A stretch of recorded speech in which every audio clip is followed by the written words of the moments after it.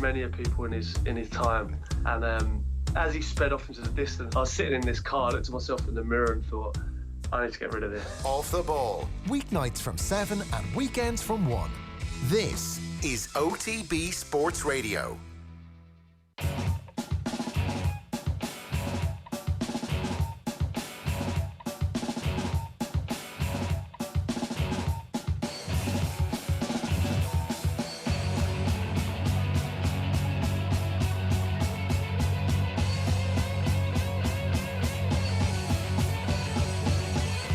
OTB AM. This is OTB Sports Radio. Yeah, you're very welcome along to OTB AM. I want to say it's a Wednesday. I'm not sure. Owen, am I correct or am I wrong? I'm looking at my screen right now. It is Wednesday. It is correct. Wednesday. Well Wednesday, done. You made it to hump day. The 25th of March. Every day's a hump day this day, these times, Owen, right? Every day's a hump day. Every day is a hump day, or the opposite of a hump. Maybe, I guess, a hump day is what we used to... Yeah, exactly. That is the opposite of a hump. It does rhyme with us. It should have been at the tip of my tongue. Maybe we should have appreciated the humps a little bit more, because now all we've got is the slumps. Right. Okay. That's deep and meaningful stuff here at 7:31 on this Wednesday morning. Your time begins with an Eoin Sheahan. Maybe we should have appreciated the humps a bit more. Yeah. That would certainly suffice for crappy. I dare say it won't be the stupidest thing said on air this week. Like it's definitely. I've definitely found my speech descending into why am I saying this thing, or why has my mind started to come up with strange things to say all of a sudden. I'm sure it's not just me who's doing that at the moment. You're failing English. That's impossible style. Tell me, how is the head today, Owen? Good. Yeah. Good. I think so. I think that are we getting better at this thing? Like, are we getting the handle on it a little bit more? I think some people certainly are. I think that we've got a certain restriction on all of our lives right now that, of course, is something that could get worse. But if things stay the way that they are for the time being, I think that a lot of people have managed to get the hang of it, whether you're watching OTB workout videos at lunchtime or whether you're just going for a walk or doing your half an hour or of a run or whatever it may be. I think people have just started to adjust to it a little bit more. And as long as people don't go out and ruin it for everyone, as we were saying on Monday, and we can actually cling on to the little bit of freedom we all have, I think we at least have the capabilities to ensure that the head will be okay, that we can look after ourselves in a relatively good manner on a day-to-day basis. And of course, there's going to be days where you're like, oh my God, the head is not good. But then there's always the opportunity to say, right, well, I know how to fix that because tomorrow's a new day where I can actually get outside my house. So I think we should still be appreciating this while we have it, and hopefully it'll continue and people will continue to be more sensible as the days go by. Yeah, I'm not sure people are getting more sensible. Like, you would hope that they are. The two things really I thought that happened yesterday that were really important. Varadkar came out, but he was flanked by everybody else, and he went into specific details about what the plans were going to be to try and keep the economy going in the midst of the biggest crisis that any of us have ever seen. And that was much better this week, I thought, than last week's speech, which, you know, was very well delivered on St. Patrick's Day, but everybody was like tired and emotional having, had a St. Patrick's Day unlike any other, as the Taoiseach himself said. But yesterday there were specific plans about how they're going to protect people's jobs. And throughout this, I've always maintained that there's two things people are scared of. They're scared of what the disease itself is going to do to their family and friends and colleagues and loved ones, and the lifestyle changes that it's going to have an impact on. But then everybody is literally worried about what's going to happen with their jobs and the industry that they work in. And we've already seen 150,000 or more jobs go, and more wiped out again at the stroke of a pen yesterday, or there would have been if there hadn't been a plan in place. And the plan looks like a decent plan, where we're just going to say, this is going to cost us a load of money, but we're all in it together. And at the end of that, there's going to be a bill to pay, and we're going to shoulder that bill collectively. I think that's exactly what everybody needed to hear yesterday. And certainly I came away from it going, all right, that's... The people who are in charge have gone around the world, looked at the best ideas, brought some of them home, added their own little Irish flavour in, and away we go. Yeah, I can't disagree with you on that. I think it was a good day for a lot of people yesterday, as good a day as you can possibly have in these circumstances. Obviously, there are no good days at the moment, but I think that's the point. I think that there was some sort of hope that Irish society will be able to pay whatever that bill is at the end of this, and steer the ship in the correct direction. That's all we want. We don't expect this economy, we don't expect this country to be prosperous come the end of this. Nobody's expecting that. But if we at least have a group of people running the country who will at least be able to take a ship that is on the downturn at the moment and just point it in the right direction, people will be happy. That if the economy might start pointing up, even if it's coming from an unbelievably low ebb, the economy is pointing up at some point after this at a fairly quick turnaround, then people will be happy. And it seems that yesterday's measures will go some way to doing that. There are obviously still things to be worked out. I mean, like there are construction workers, factory workers, still with a few question marks, and whether or not individual developers are actually implementing social distancing, whether carpooling has been implemented to certain people working on building sites, for example. These are all questions that a lot of people still have around the country. So we're some way there, but not all the way there. Yeah, past a couple of building sites this morning, carpooling clearly happening and social distancing not happening. Was in a car park around the corner from work, a bunch of people hopping out of the same car, and like I completely understand if you work on a construction site, very likely if that construction site closes, you're going to stop getting paid. So they're like families are unbelievably worried about what's going to happen. There's been callers into to News Talk and other places talking about what the impact in their family is going to be if these building sites close. But maybe if we all actually finally get the message, there is a way for a lot of the work to be done in a way that is socially responsible, and maybe like everybody needs to get paid a little bit extra so they don't need to carpool for a couple of days, or like alternative arrangements need to be made for people who are in that circumstance. And it's not easy, and no one's saying that there's a magic wand that you can wave and suddenly everybody is working on a construction site and social distancing is maintained. But you're hearing stories of there being no hot water on building sites and there being no hand sanitizers. Like, come on, you can fix that pretty quickly if as Ross Tucker always says, where there's a will there's a way, and if there's a will to get that done, at least then the people who are working and trying to keep that industry alive are being given the opportunity to talk about it. So the Olympics went yesterday, obviously, Eoin, we kind of had expected it. It had been falling in dribs and drabs, but eventually something in the background must have happened for them to realise, actually, you know what, we could do this next year and everybody would be happy. So the right call?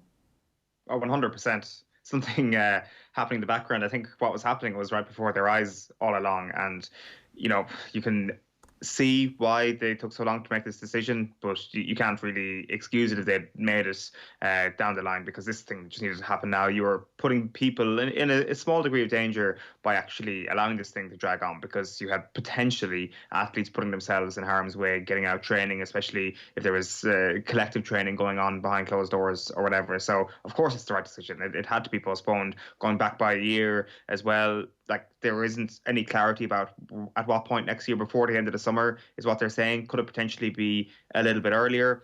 I'm not so sure. I do assume that the IOC look at other sporting events going on in the world, and they were looking at June, and they're like, well, we can't do that because that'll clash with Euro 2020. Like, I'm sure people in, say, the United States don't care one iota that Euro 2020 is happening, but I'm sure the IOC are looking at it, and that's not going to be a possibility. So I assume it will be at around the same time, a July start time for the Olympics. And like, really, when it comes to World Championships and stuff like that, like, everything's just going to be pushed to one side for the Olympic Games. It is just this all-conquering power when it comes to so many sports that even the IAAF can't really say, no, we're doing our thing, because this is their thing as well, really. Yeah, look, I was thinking it would be amazing to have one in autumn or in springtime. Like, the second half of February, there's nothing on. The Super Bowl is on the start of February, and then after that, there's like a clear month, apart from the Six Nations. But will there be a new outbreak next year? Will the vaccine have arrived by that point? Like, you want to give yourself as much time as possible for everybody who needs to get vaccinated, assuming, of course, that at some point the boffins come up with a vaccination, which, you know, the way things are going, you'd be very hopeful, but at the same time, it hasn't happened just yet. So I want to bring everybody through what's happening in the world of sport. 7:40 a.m. this morning here on OTBAM. Here's what's coming up for you a little bit later on. What are we calling this roundup at 8 o'clock? We normally do our top 5 at 8 o'clock. This isn't the top 5, but it kind of is. What is it, Eoin? The lockdown latest. Lockdown latest. I like it. The lockdown lowdown. Lockdown. Maybe we should get Ronan Mullen to work on the title for that one. Philly McMahon, the Dublin footballer, who is, of course, a gym owner, is going to talk to us at 8:15. We'll talk to him about how his business is getting on. He also had some very interesting stuff to say about people who are struggling with drug addiction and how this lockdown is going to affect them. Off the Couch at 8:35, this is our new feature where we're helping our listeners and users and watchers to do stuff from home to try and get fit or to stay fit. Robbie Cannon is on today. TJ Doheny, the boxer, has been speaking with Will O'Callaghan about what life is like down under. Miriam Malone's going to join us at 9 o'clock. And then what's this Dream Team crap at 9:05 on?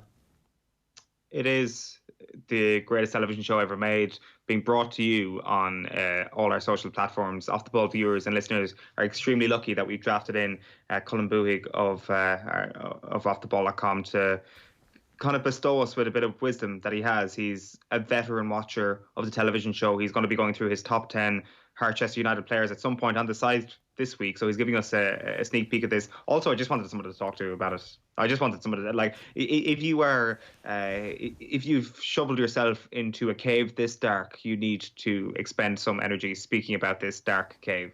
And that is my Dream Team experience. And thankfully, Colin Buhig has allowed me to vent. And vent I did, and that piece will be going out after 9 o'clock. Once you said you just needed somebody to talk to about it on, I'm all on board. I'm looking forward to that. So that's 9:05 this morning. Here's what's coming on. Here's what's happening in the world of sport. The GA are likely to reveal their tentative plans for the coming months later on today. We're expecting a statement. There's differing reports about what the future for the Allianz Football League is going to be. Conor McKeown in the Herald and the Independent this morning is reporting that he thinks that there might be some room for the Allianz League fixtures to be maintained as a championship warm-up. So we'll see exactly what happens. There is an expectation that the Tier 2 Tailteann Cup could be deferred for a year if they opt for straight knockout football championship. And one of the papers has done a winners and losers if the league is cancelled. Meath footballers, big winners. Fermanagh footballers, big winners, obviously, because relegation won't happen and there'll be another opportunity for those teams to take this year's experience and stay in Division 1. But if the league finishes, then they could start the Tailteann Cup next year with those teams already decided who's going to be in that. So quite a lot riding on this, Eoin. Quite a lot. You didn't mention Mayo there as well. As big winners. Huge. As big losers. Oh, sorry, big winners if it's called deferred, off. Yeah. So I would have thought that they are the ones who were walking the tightrope in the most dramatic fashion, because of course they haven't got relegated in over 20 years at this point. The longest stint in Division 1, perhaps never got relegated from Division 1 in recent times. So it's a big one for them.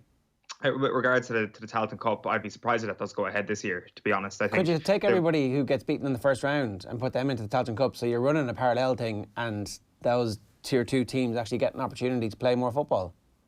Think how hungry we're going to be for intercounty football, for anything, later on this year. And say it's August and everything is back to some form of normality and we're allowed to congregate again. There's some herd immunity has been built up and it's safe for us all to do so.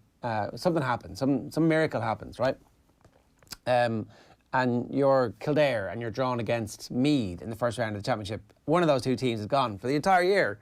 I would, as a Kildare supporter, happily watch them play the next week against anybody, irrespective of whether or not they won or lost the previous week. So what you could do is you could get all the current Division 1 and 2 teams in one pot and all the Division 3 and 4 teams in the other pot. Open draw for round 1. And then the losers go into the Tailteann Cup, or is round 1 just this absolute slaughterfest then, or what do you think? I mean, the slaughterfest would be great, wouldn't it? March Madness, essentially. Like brackets, fantasy, no fantasy, you can't have fantasy, but like certainly we're all doing brackets, we're printing them off, we're like trying to decide exactly once that draw is made. That would be amazing. So, and it's first team out, home venue, irrespective of health and safety. So Newbridge are nowhere.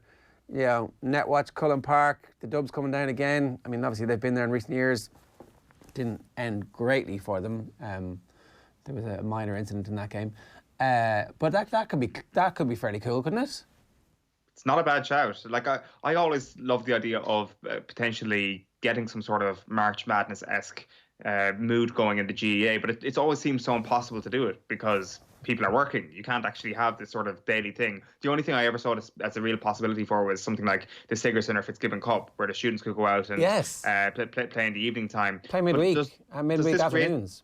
Does this create some sort of extraordinary circumstance where the country is just getting back to its feet and employers are like, right, go on, entertain the country and go out and play your game on a Wednesday night, take a half day, and it's only going to happen once or twice. Yeah, exactly. And even if it's only like one game on a Monday and one on a Tuesday, and then come Friday, you've got a Friday, Saturday, Sunday, you've got a more intense schedule. Perhaps that could be something. But like it's something I've always thought about, this possibility of, once the evenings are long, that wouldn't it be so cool to have just a constant stream of GAA during the week, and even when the nights aren't long, like under lights and stuff like that, there's always fantastic football games. And like I always thought that the colleges, like there's the obvious comparison with America with March Madness with the colleges, but it seems to only be the only logistical reason, the logistical possibility of doing it. But perhaps there is the slight semblance of an opportunity here for the GAA to be really creative when this thing comes back. All right.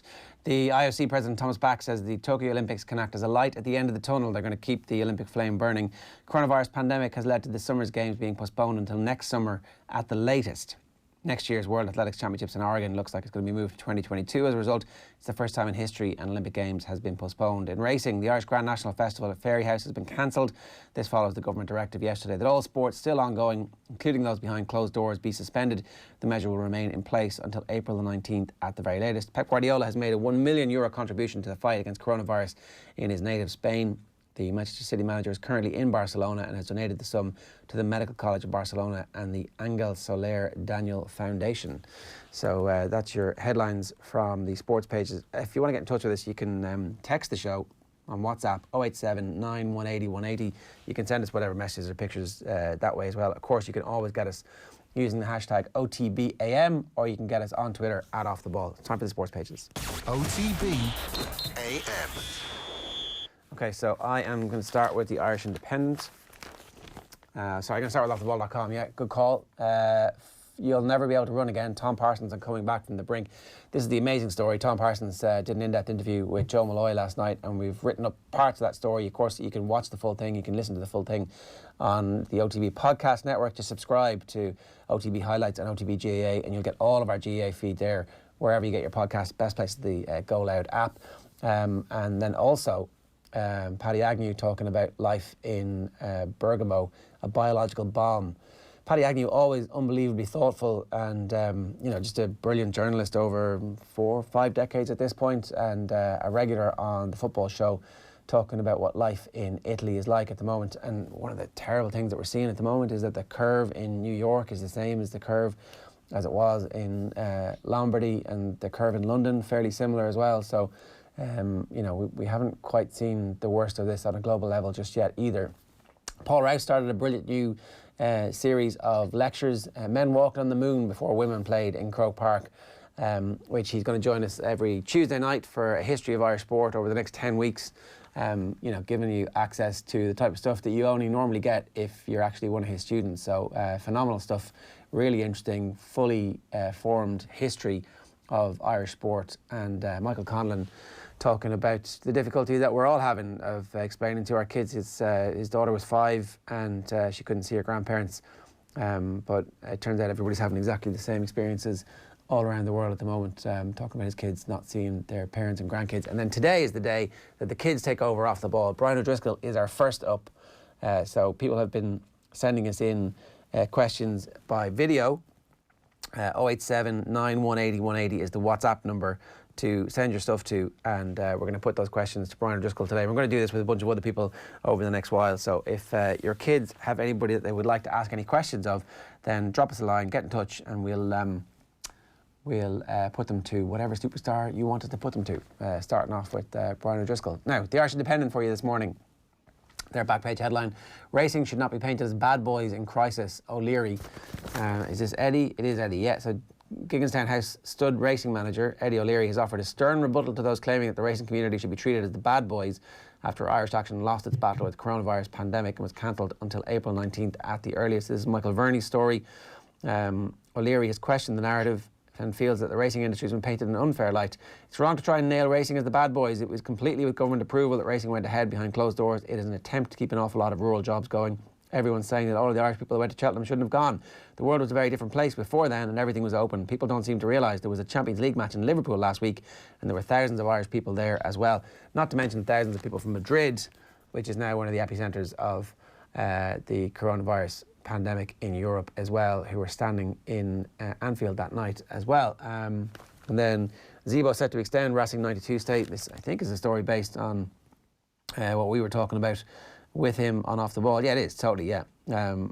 So he was on, was it Monday night, Tuesday night? I can't remember the nights these days. Monday night, he was talking about having another year, an option on his contract to stay another year, and it looks like he's going to take it up. So also, apparently, Curtly Beale close to agreeing terms with Racing 92. And Sport Ireland vows to maintain athletes' funding. Again, this is the type of move that is really important, where people are given the sense of security that they need. So a great picture of Phil Healy on Curracloe. That's how you maintain social distancing on the beach. Like, no one around you. This is the type of leadership that we need from our athletes, as opposed to everybody else kind of out there strolling and meeting their mates and breathing their corona fumes all over each other.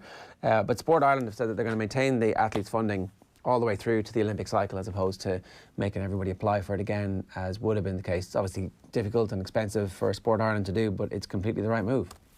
Absolutely it is. Let's have a look at the Irish Times this morning. Tokyo 2020 postponement creates a sporting backlog unlike no other, writes Eoin O'Riordan. And as you mentioned there is no immediate threat to funding, says Sport Ireland. You've also got a collection of quotes from all the different athletes affected by yesterday's news, from Leona Maguire to Shane Lowry, Thomas Barr, Kelly Mullen, Rhys McClenaghan, and a few other athletes there as well. I played hard and party hard.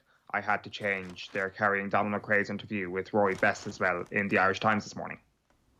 Yeah. They also have some words from Philip Brown, the Chief Executive of the IRFU. Organisation is in the black for now, but we're burning up a lot of cash. If it was going to start in September, well, that's fine. We have a clear line of sight and we can manage that. If we get to September and there's no clear line of sight, well, then we've got a problem. Obviously, the IRFU made a lot of money last year, so of all the sports organisations, they're in particularly good stead. And then Sean Moran has a piece there saying that GA are going to get to grips with their 2020 season and whether or not it has a future at the moment. The EPCR have also committed to staging their finals in Marseille. Those games have officially are about to be officially cancelled, we understand, today as well. The Examiner this morning: the GAA has survived wars, economic crashes, political instability, and it will survive this. This, I think, is Tracy Kennedy. It is, yeah. So it's a column that she's written for the Examiner this morning. Obviously, the chairperson of the Cork County Board. A difficult time for anybody to be chairperson of Cork County Board. This John Fogarty story here is different from Conor McKeown's story, so we'll see a little bit later on today. GAA set to pull plug on league after sports ban extended until April 19th. He's making the point that the LGFA yesterday announced that with just one round of the Lidl National Leagues, they've chosen to annul the competition for this season. Difficulty for the GAA is that abandoning the league will have a knock-on impact for the Tailteann Cup as well, and so it'll be interesting to see exactly what they do there. And I didn't realise it, but it's 5 years to the day since Henry Shefflin retired officially in Langtons. So what year? 2015. Obviously in March. He obviously had some intention of trying to see how it would go in 2015 to see if he could get back on the team. Yeah, and obviously pulled the plug on it at that point. I don't recall it being this late in the season actually. But I do remember it being Langton's all right, an iconic place to retire for any Kilkenny hurler. The back page of the Irish Daily Star this morning is Back to the Future, a picture there as well. Seamus Moynihan lifting Sam Maguire in 2000, the last year that he would have had a knockout football championship.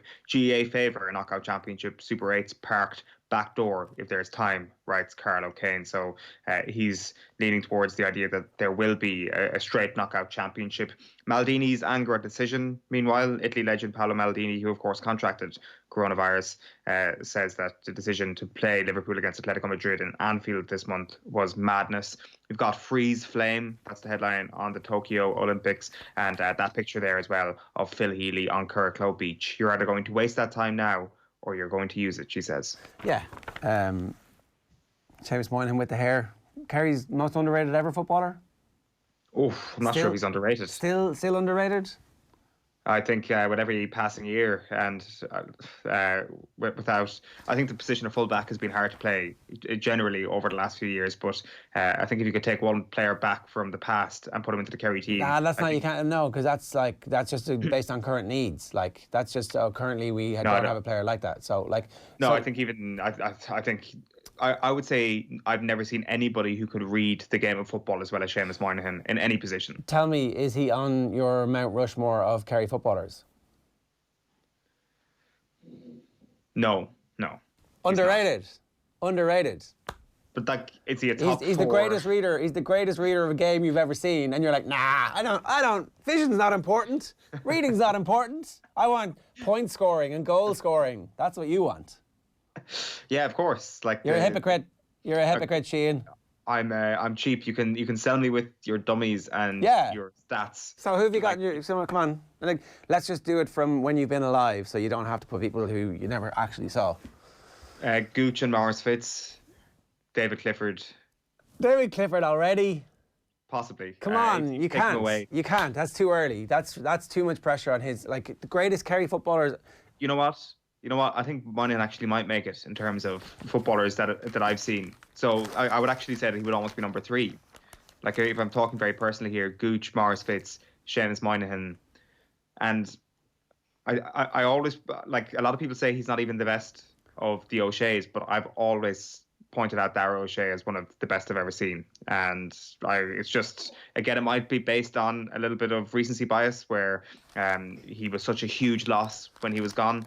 But like if you, off the top of my head, I know I would change this if I thought about it longer. I'll go Darragh O'Shea, Seamus Moynihan, Maurice Fitz, and Colin Cooper. Well, my favourite. They're the ones that I would feel most strongly about for my Mount Rushmore. Right.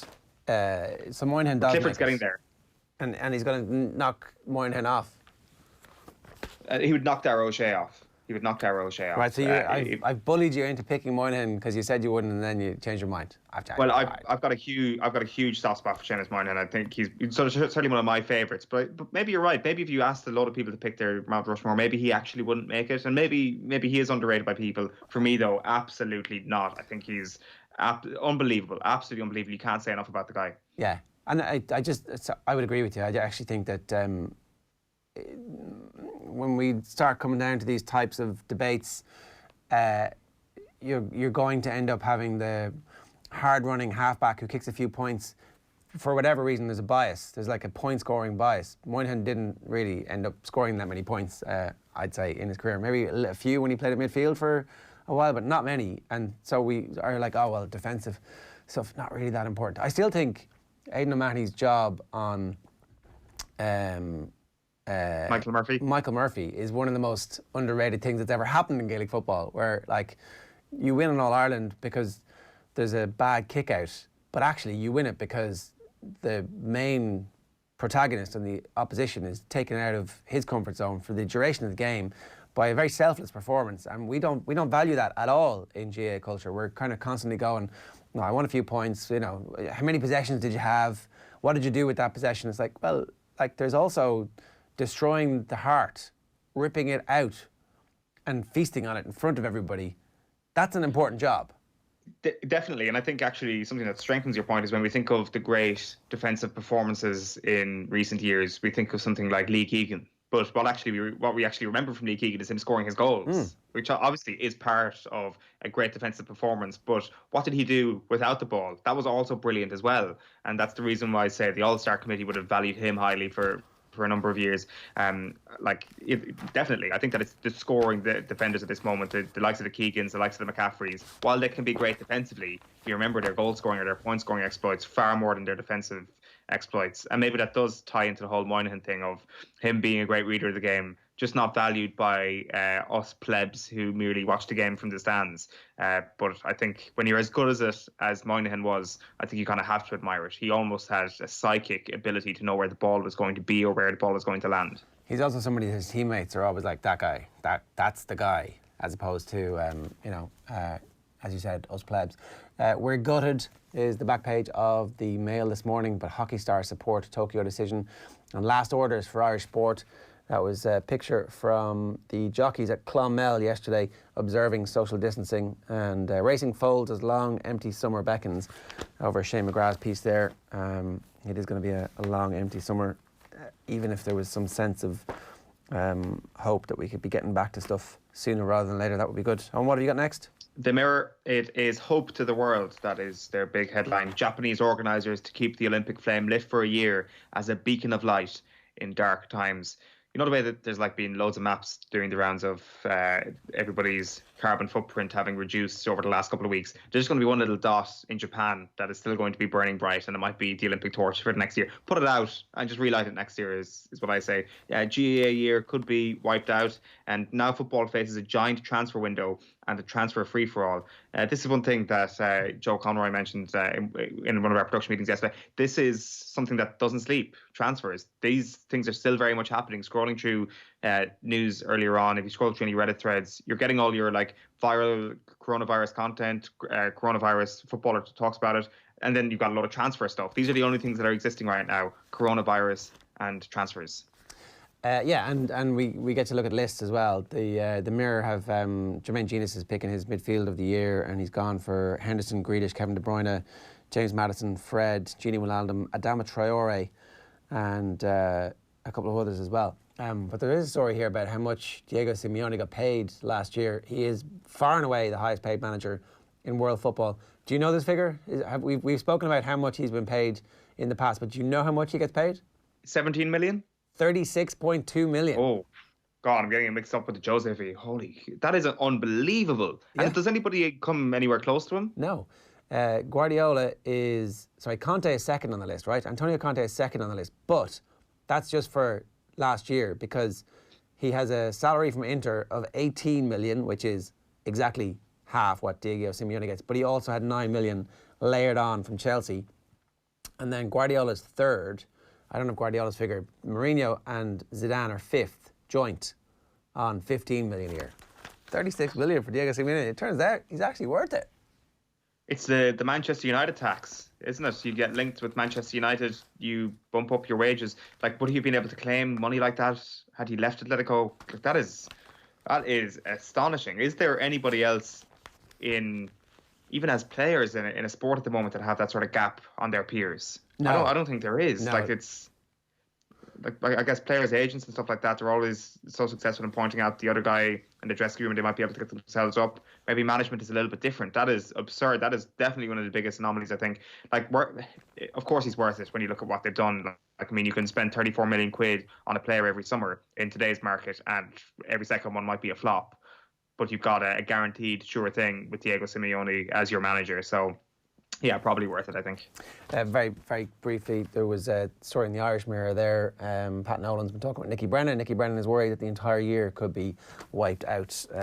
The Racing Post next for me, the front page is there, very straightforward. Now Irish racing falls to coronavirus.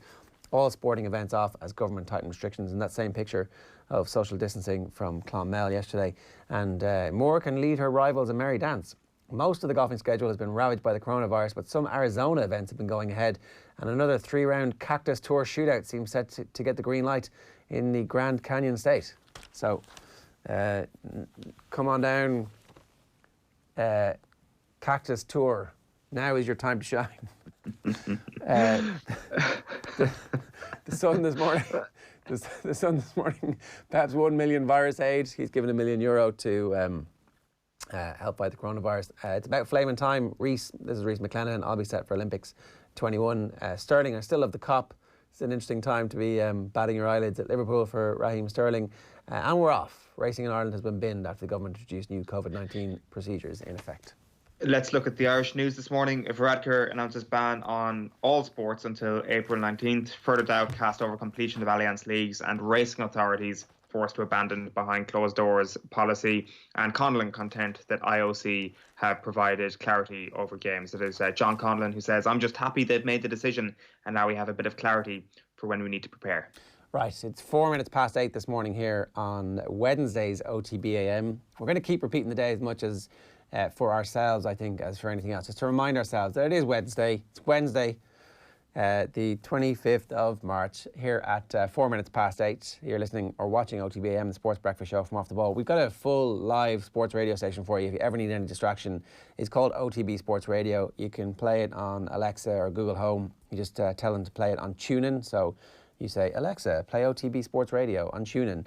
And she'll go, I can't find that. But eventually she'll get it. You just have to say OTB Sports Radio.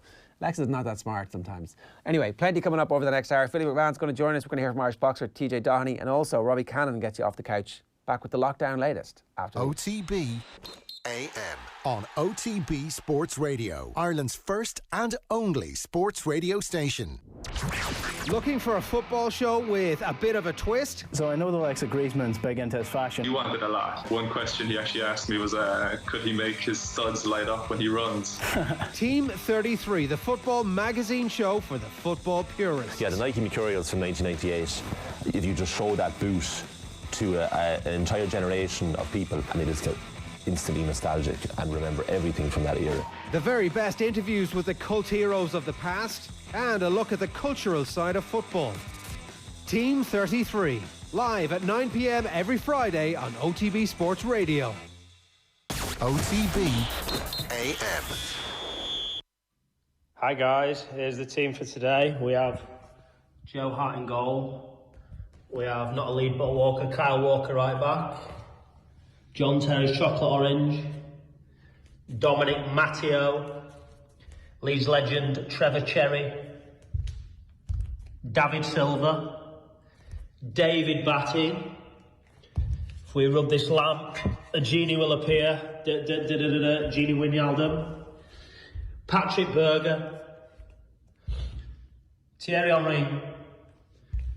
Jeff Horsfield.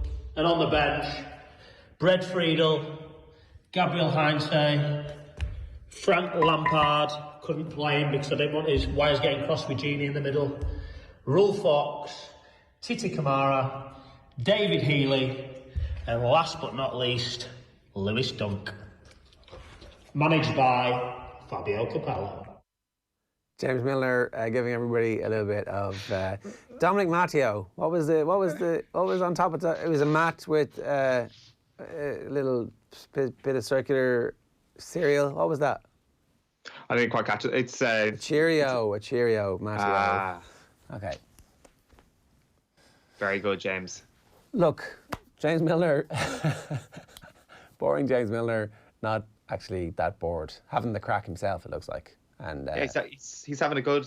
He's been good on social media over the last couple of weeks. He's always been excellent on social media. Actually, we don't give him enough credit. Embracing the boring James Milner caricature has been one of the best business moves. This guy's going to have such a good career after football. Well, whatever he wants to do, because you feel like he'd be an excellent manager. Like, he's been around for so long and he's played at such a high level for so long. The last thing we're ever going to remember about James Milner, if football doesn't come back and he whatever, but is like him bursting a lung to make a diving goal line clearance and just get it off the line right at the time. I'm like, that's exactly his entire career.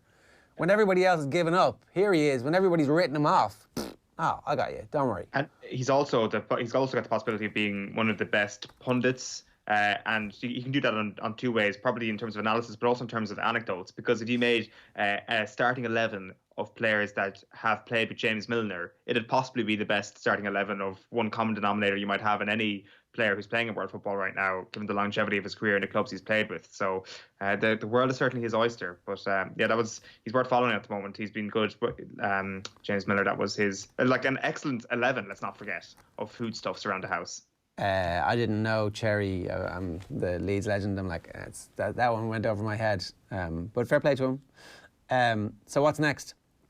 I've got actually a tweet from Aisling B. Yeah, so I think Aisling B managed to channel all of our current issues in, 14 words or less. My fridge just screamed, "Oh, Jesus, what now?"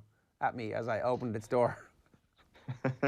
Every parent in the world is like, certainly the ones who are working from home are like, "Oh, Jesus, what's now?" So it has the perfect mix of the tension of everybody's feeling and also the overeating that we're currently indulging in. What's the thing that you've found your consumption go up the most via? My gauge has been milk. I've consumed a lot of milk. I've been having 2 breakfasts every morning I'd have a bowl of porridge, and then I'd kind of get bored at around 10 o'clock and have a bowl of Cocoa Pops. And I can tell you the milk consumption is off the charts as a result of such milk gluttony. But I think on the flip side, you're also kind of doing these weird dishes where you just throw everything into it, and you're getting creative. And I don't know. I think the fridge, as she says there, is getting a bit of a battering at the moment. But the milk in particular is the one for me. What weird and wonderful dishes are you concocting? Give us an example. I did it. Okay, so it's not that weird and wonderful in fairness. I did this incredible spaghetti bolognese last week, pasta bolognese. It, like, if I say so myself, it was brilliant. But like, I was like, I could easily just make this thing and it would be really, really good. But I was like, you know what? I'm going to chop some basil. No spaghetti bolognese needs basil in it, or rosemary. What did I put in it? Yeah, but I was like, I'm going to chop these things anyway. I'm going to chop them so fine because it will take me 15 minutes and it will take up another 15 minutes of my day if I chop this thing up. So, I'm eating it. I'm like, oh yeah, that really brings the basil out in this dish. I can tell basil from cheese, really. To be honest with you, my taste buds are really poor. So that's what I've been doing. But if anybody's got any shouts, actually, I'm going to try out a few different things over the next couple of days. Oh yeah. We'll be happy to help. A lot of chefs are at home at the moment, getting creative if they want to share anything with us. How long have your taste buds been bad, Eoin? No, I'm exaggerating. What? I said, like. How's your temperature, Eoin? For years. 3 years. Okay, good. I've been diseased for years.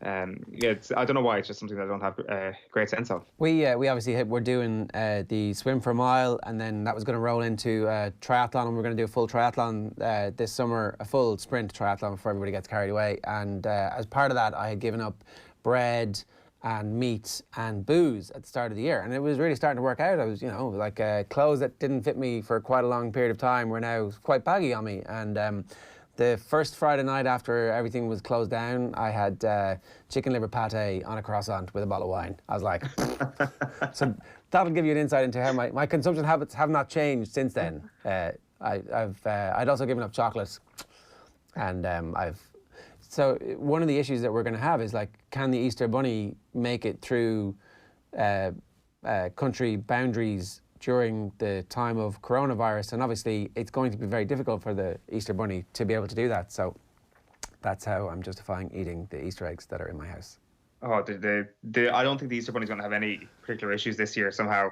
For anybody, like you mentioned your wine there, it's a bad day for people who would have substituted that wine for Buckfast, because there is officially a finite amount of Buckfast in the world right now. So the company has closed its distribution network. So this is actually great. Its distribution network will be used to deliver vital commodities across the UK during the COVID-19 crisis. They said, given the unprecedented situation, we wanted to take the time to update you on our position. With immediate effect, our offices and production lines will temporarily close.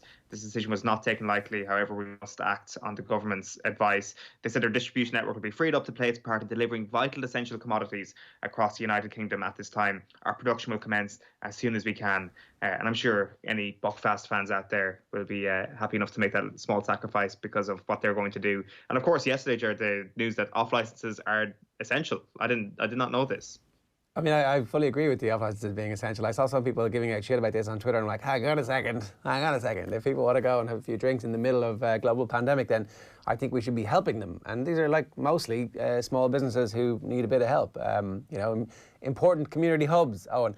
But can we just go back to Buckfast? Why are they halting production? I would have thought that, everybody's entitled to. It's a tonic wine. Is it not good for you? Yes, of course. Buckfast is great for you. Everybody should be drinking the Buckfast. Is it like I thought it was just wine packed with sugar? I think I had it once when I was like 17, and then that was it. Like I haven't engaged in Buckfast for a long, long time at this point. Like, is it going to be a situation now where Buckfast is going to be the most expensive thing on the shelf in the off licenses? Because, as I say, there is a finite amount of it left. You could get the last bottle of Buckfast ever. The last few are, you could. It's like that pair of Air Jordans that we were talking about yesterday. 20 grand for a bottle of Buckfast. Yeah, absolutely. One of those auction shows in 20 years' time will be like an antique bottle of Buckfast will go for 20 grand at an auction. So it's closing down because the factory. It's about social distancing in the factory. It's not that it's going to be, if people continue to drink Buckfast, that they have an out of whack drain on the NHS, right? It's not that, like, you know, the bookie drinkers get so drunk and fall over that they need to go to hospital. That's good. Well, they're using their distribution network, so good on Buckfast is what I say, doing their bit. Yeah. Okay. So after this, Luka Jovic is under threat of jail, apparently. According to the New York Post, Real Madrid's Luka Jovic faces jail time after quarantine escape for model girlfriend. Real Madrid star Luka Jovic is under fire after breaking quarantine guidelines to visit his girlfriend, Sofia Milosevic, in Serbia, according to multiple reports. Not great when you're being threatened with jail. He's not the only one being threatened with jail for stupidity during coronavirus, though, Eoin, is he? No, absolutely. This is our section where let's have a look at what's going on in the US. And the US are getting on just as you might expect during this coronavirus pandemic. A Missouri man has been charged with making a terrorist threat after he filmed himself licking a bunch of items at Walmart. Now, this is something that a lot of people might have seen on social media over the last couple of days. There's a lot of idiots doing big idiot things over the last couple of days, but I would say this guy is right up there in terms of the number one idiot in the world right now, who is afraid of coronavirus. Cody Pfister, 26, taunts in a video he later posted on social media. Now, this video obviously circulated. It got complaints in a town called Warrenton in Missouri, but it had complaints coming from all over the world. You had people from the UK, you had people from the Netherlands, you had people from Ireland, says an article online this morning, complaining about this video. So, yeah, he's been charged with making a terrorist threat after licking a load of items at Walmart. You are an idiot, Cody Pfister, and you spell your name really weirdly as well. The other thing then that kind of stuck out to me is beautifully summed up why the United States is going to provide us with an example of stupidity on occasion, I guess, over the next couple of weeks. And I think Hillary Clinton summed it very, very well up yesterday when she was like, please do not take medical advice from a man who looked directly at a solar eclipse. Yeah, America's in a bit of trouble. They think that they're going to have full churches again for Easter celebrations. Certainly that's what Trump is trying to tell everybody. So let's just wait and see how that all pans out. Obviously, it's not just that guy being charged. There was a guy charged with terrorism. We had the tweet up there a few seconds ago. A New Jersey man was charged with terrorism after coughing on supermarket employee and telling her that he had coronavirus. What a clown, eh? It would never happen in Ireland. Oh, wait. There was an Irish kid arrested, apparently, for doing exactly the same thing to a cop, which, would make you think people in Ireland not taking it too seriously. A teenager was arrested for public order offences after he coughed at Gardaí, who responded to a call about a group of 10 men playing football. This is the TikTok virus challenge. Not great, Eoin. And then we had our own Dave McIntyre experiencing something fairly similar on the mean streets of Dublin yesterday. Thankfully, the crazies out there are not plentiful in number, but I've just had a woman pretend to cough in the faces of myself and my 3- and 5-year-old sons. They're out there and need to be watched. Look out for each other, folks, and keep an eye on those that need protecting. Dave talked to us in detail about this on the Dadcast, which is going live today. He actually he chased the woman down and gave her a piece of his mind. Wow. I did not know that you got the Dave McIntyre exclusive on the Dadcast. And he took a photograph of her, which he intends to share with the cops. So we'll see how that story... Dead right. Good on you, Dave. Look, what are people losing their mind, or do these people actually exist on a day-to-day basis and they're just coming out and they're more noticeable right now? Or, like, what would possess you to do such a thing? Again, we can point a finger at America and then we're like, oh, wait, actually, there's one of our colleagues there who's actually seen this up close and personal right here. It's not contagious. It's not exclusive to America. It is contagious. Right, 17 minutes past 8 here this morning on OTBAM. Over the next few weeks, Professor Paul Rouse from the UCD School of History is doing a series of lectures on the history of sport in Ireland for Off the Ball. They're going to be available as a podcast and also on YouTube. Last night, he spoke about the history of gyms in Ireland and how body fads have existed for far longer than you might think. Where does, you've touched on the political angles a little bit and how it doesn't necessarily follow that the nationalists will only play GAA, for instance. What about religion and all of this? You sort of feel like when it comes to Ireland that religion is going to be to the fore in some respects in our conversations over the next couple of weeks. I mean, the Archbishop or the Bishop throwing in the ball in GAA matches is one of those images that lingers, for instance. It is the great evocative image, sporting image, in a ceremonial sense of sport in the middle of the 20th century in Ireland. And the reality of Irish life for so many centuries was that religion kind of wrapped itself like bindweed around so much of Irish society. And like a great example, I think, is to look at what happened in gyms. So I suppose we like to think that gyms are a modern invention or something they certainly proliferate now. But 200 years ago, there were gyms in Ireland, and 100 years ago, there were gyms in Ireland which were, as one person who frequented them out of Dublin called John Murphy said, they are parochial in nature. And what he meant by that was that they would accept, as he said, members only so long as they were of a certain religion. And it was this idea that even in Dublin, that things were organised around Catholics and Protestants. And when you go to more sharpened divides in Ulster, that those divides were even more pronounced. And this was particularly manifest both in the sports that people chose and in the schools that they went to. And on top of that, even within certain sports, the clubs that they belonged to. And that mattered, say, for example, in golf, it mattered in soccer, and so on. There were clubs and parts of clubs that were perceived to be associated with a particular religion.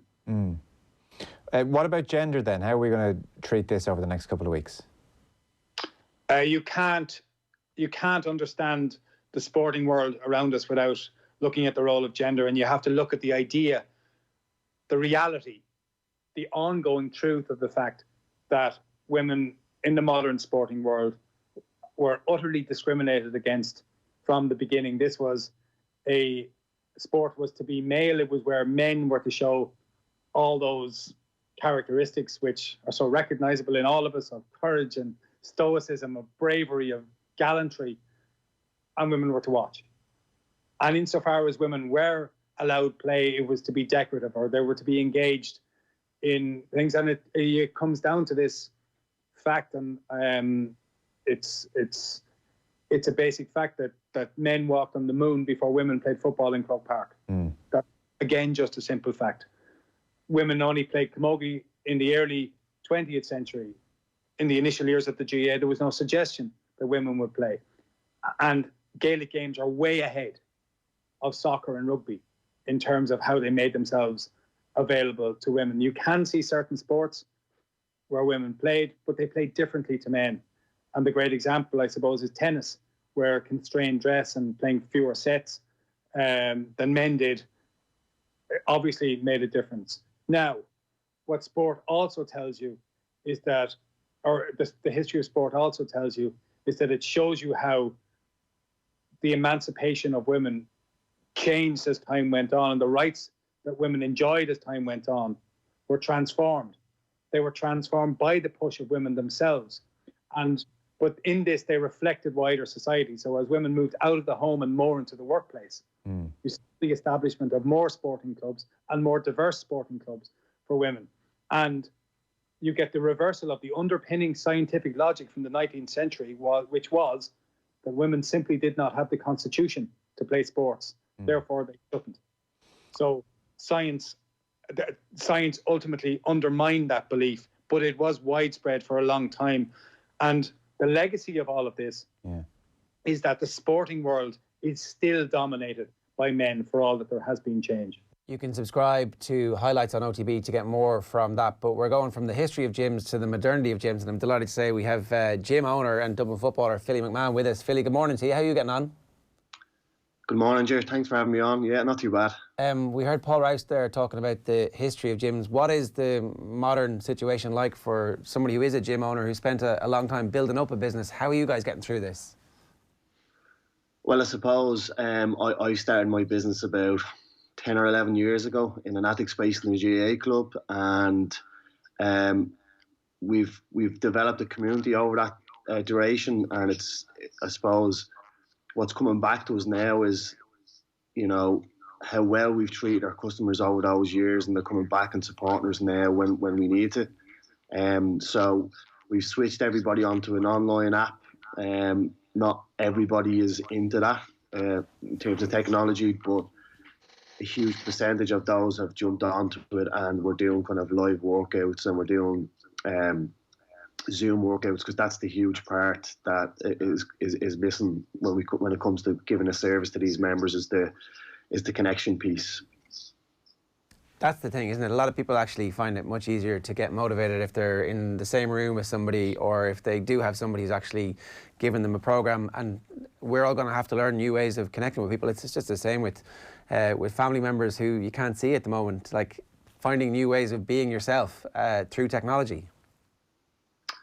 Yeah, like I suppose the gyms, what kind of role do they play in this epidemic? I'm definitely not going to come on here and talk like a health specialist in terms of, giving guidelines. There's so much of that information already out there, but we do know that gyms seriously have an impact on depression, anxiety, people's physical health, and the important thing is we need to ask the question then is what's coming after this, because we are in a tricky situation where, we've got this epidemic before an epidemic. We've got the mental health situation, and that's not going to get any better because we do know we've got these influencing, areas that have a huge impact on people's mental health. One of those being loneliness, or maybe, lack of connection, or autonomy, being told what to do, being contained.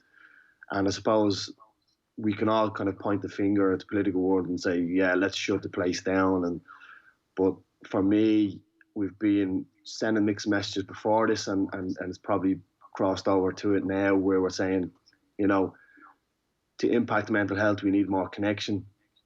Now we're saying we need not to connect physically, but we need to find ways to connect in other ways, I suppose. Finding your bubble, finding your tribe, so that you can basically use that as an opportunity to help your mental health. Do you think that in a weird way this actually presents a bit of an opportunity for us to explore ways to do that in a way that makes sense and in a way that actually can be impactful on people's mental health? Because for the first time, and we've noticed this, we've started by asking people, how's your head? And it's just an opening question where we actually ask people, and previously Irish men would have been like, grand, I'm grand.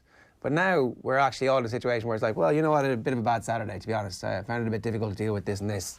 There's an honesty of communication that we're getting to at the moment, Philly, is the point I'm trying to make, that you hope at the end of this we continue with. Yeah, that's I suppose that's the angle that I'm trying to think of. Or create in my own head is the alternative thinking. We do know that there's nine kind of contributors to mental health, especially depression and anxiety, and 7 of them are social. So what if we can come up with actionable ways to impact our mental health? We can definitely continue this after, at the end of obviously all of this, and I think that's the key opportunity that. If we can get young people or people that maybe, let's say, that we've seen on social media congregating because of the weather and getting the opportunity to socialise with each other, and we can use that opportunity of starting to develop, a bit of meaning and purpose of who we are as Irish people, and that we ask the question to ourselves of, what did you do when the coronavirus or the COVID-19 epidemic hit the country? What did you do in 5 or 10 years' time? And the response is that, I developed a meaning in life, a purpose around being Irish. I developed my Irish identity by being a leader and influencing other people. And that's actually how we can, impact our psychological needs. So going after meaning, going after purpose, going after a sense of belonging, and making sure that, we have certainty of a future, because uncertainty can actually have a huge impact on our mental health. So what I would love to see is our government looking at opportunities around, those 4 key things: sense of belonging, developing a meaning and purpose within people, within our, and that will happen. We're already getting a little bit of sense of it. We're getting a sense that I've never seen in the political world, where people are saying, Jesus, it's great to see our politicians showing leadership. So we're getting a little bit of that, but can we develop something that continues on? If you look at, I'm involved in Goshgate, the President's Award, and they've now adapted to a thing called Goshgate Awalia, which is basically Goshgate at home, wouldn't it be amazing if we could reach out to our young people in our communities and got them to do a 13-week program around impacting the 3 pillars in Goshka, which is basically, developing something in your community, developing a skill, or, doing a physical activity. Like, if I seen kids in my community doing that and sticking to the guidelines that the HSE have given us, I'll give them a gym membership in my gym for the rest of the year once this blows over. And I would love to see other companies jump on and say, do you know what? These kids are, these young people are, and I don't want to go on about just young people, older people as well, elderly people that we need to support, the vulnerable people, all the people that we want to target in this in this epidemic. But look at that as an opportunity to help those people and give them some sort of reward for being leaders in their communities. You said there were 4 pillars. Sorry, could you go through them again just to make sure that we get them all? The sense of belonging. What were the other 3? So meaning and purpose in life. People seeing you as a valuable person in your community. So by acting as a leader, and then having a certainty as a future. So not going through life or going through this period of uncertainty, which is a very worrying, and it's happening to a lot of us. We're thinking about who in our family members, our friends, our communities can be affected by this. Some people aren't thinking that way, but ultimately we need to be thinking of those 4 things, because the outcome can be, very positive. We can become an unbelievable nation based off that. Not only did we, look at the physical issues that this COVID-19 problem brought, and we have the medical and the political world dealing with that, and us on the, we talk about the medical people, on the front line. I think there's 2 front lines. We're on the front line as well, and the more we impact the front line by doing what we're told, obviously the better impact we have for the second front line, which is the medical world. Yeah, and in fairness, the medical people are saying that, like, they're treating what we end up causing, and so we are officially their front line, and we're doing it for them by staying at home when we're supposed to be staying at home. It's interesting you're talking about young people like that, Philly, because mostly the narrative about young people has been they're feckless, they're having parties, they're gathering, they're spreading, they're like, literally there are coronavirus parties on in the States. There was those pictures from spring break, and actually it might be better if we did kind of try somehow to engage with a generation who will be the least affected by this on the face of it, but who ultimately are going to have the future of our economy. Like, their ability to find jobs, their ability to travel the world is going to be massively impacted. So getting buy-in from them now and inspiring them through whatever program is available would actually be the right thing for us as a society to do too, right? Well, I just think giving them another opportunity, I'll give you an example. I see there's outdoor cinemas now. I think that's brilliant for adults to go and to socialise by doing that. Obviously, you're in a car, you're sticking to the guidelines, you're in your own bubble with maybe your partner or your kids in the car. I think that's a great example. The reason why we have prisons in this country, Jerry, is because it's a punishment to take someone's liberty away. And when we try to contain people, it actually has, I would say, a counterproductive measure in that people want to get out of home. They want to get out and socialise. And I think the government has done something really smartly there, whereas other countries have just went, let's lock down. I think our country has done it smartly. So, when we think back as younger people, when we were kids, what would we have done? And I suppose that's what I'm saying. How do we get to these people, these kids? We can't just keep pointing the finger at them and saying they're stupid, they haven't got common sense or whatever. Like, we got to give them opportunity. We got to give them something to do. We got to look at what do kids actually like doing? How can we get them to engage in their community? Because, as I said, after this, they can continue this leadership on. They can influence their peers. They can continue it on. So I think that's key. Yeah. Go on. Sorry, Eoin. Philly, I was just wondering if you've actually found any answers for that in terms of helping young people to buy in? Is there anything that you found might work, that even through your own business, that has helped people that wouldn't ordinarily buy in to buy in? Well, I think that it's very diverse, because I think every community should look at developing a small focus group of young people and asking them what they like, what their hobbies are, what can we kind of impact them in terms of activities and actions, and then go after that. Like, I don't have one answer for it, but I certainly think if we can look at the Goshke and the 3 pillars they have, if we can feed into them by developing actions, which is basically community development, doing something around community development, doing an activity that's physical, has a physical base to it, or personal growth and development. So looking at them 3 things, if we could go after feeding into them things and looking at, like, I guarantee you, if you had, let's say, a 13-week program, and at the end of that 13-week, the ultimate thing is you're going to get an award, but also you're going to be recognised by your community that,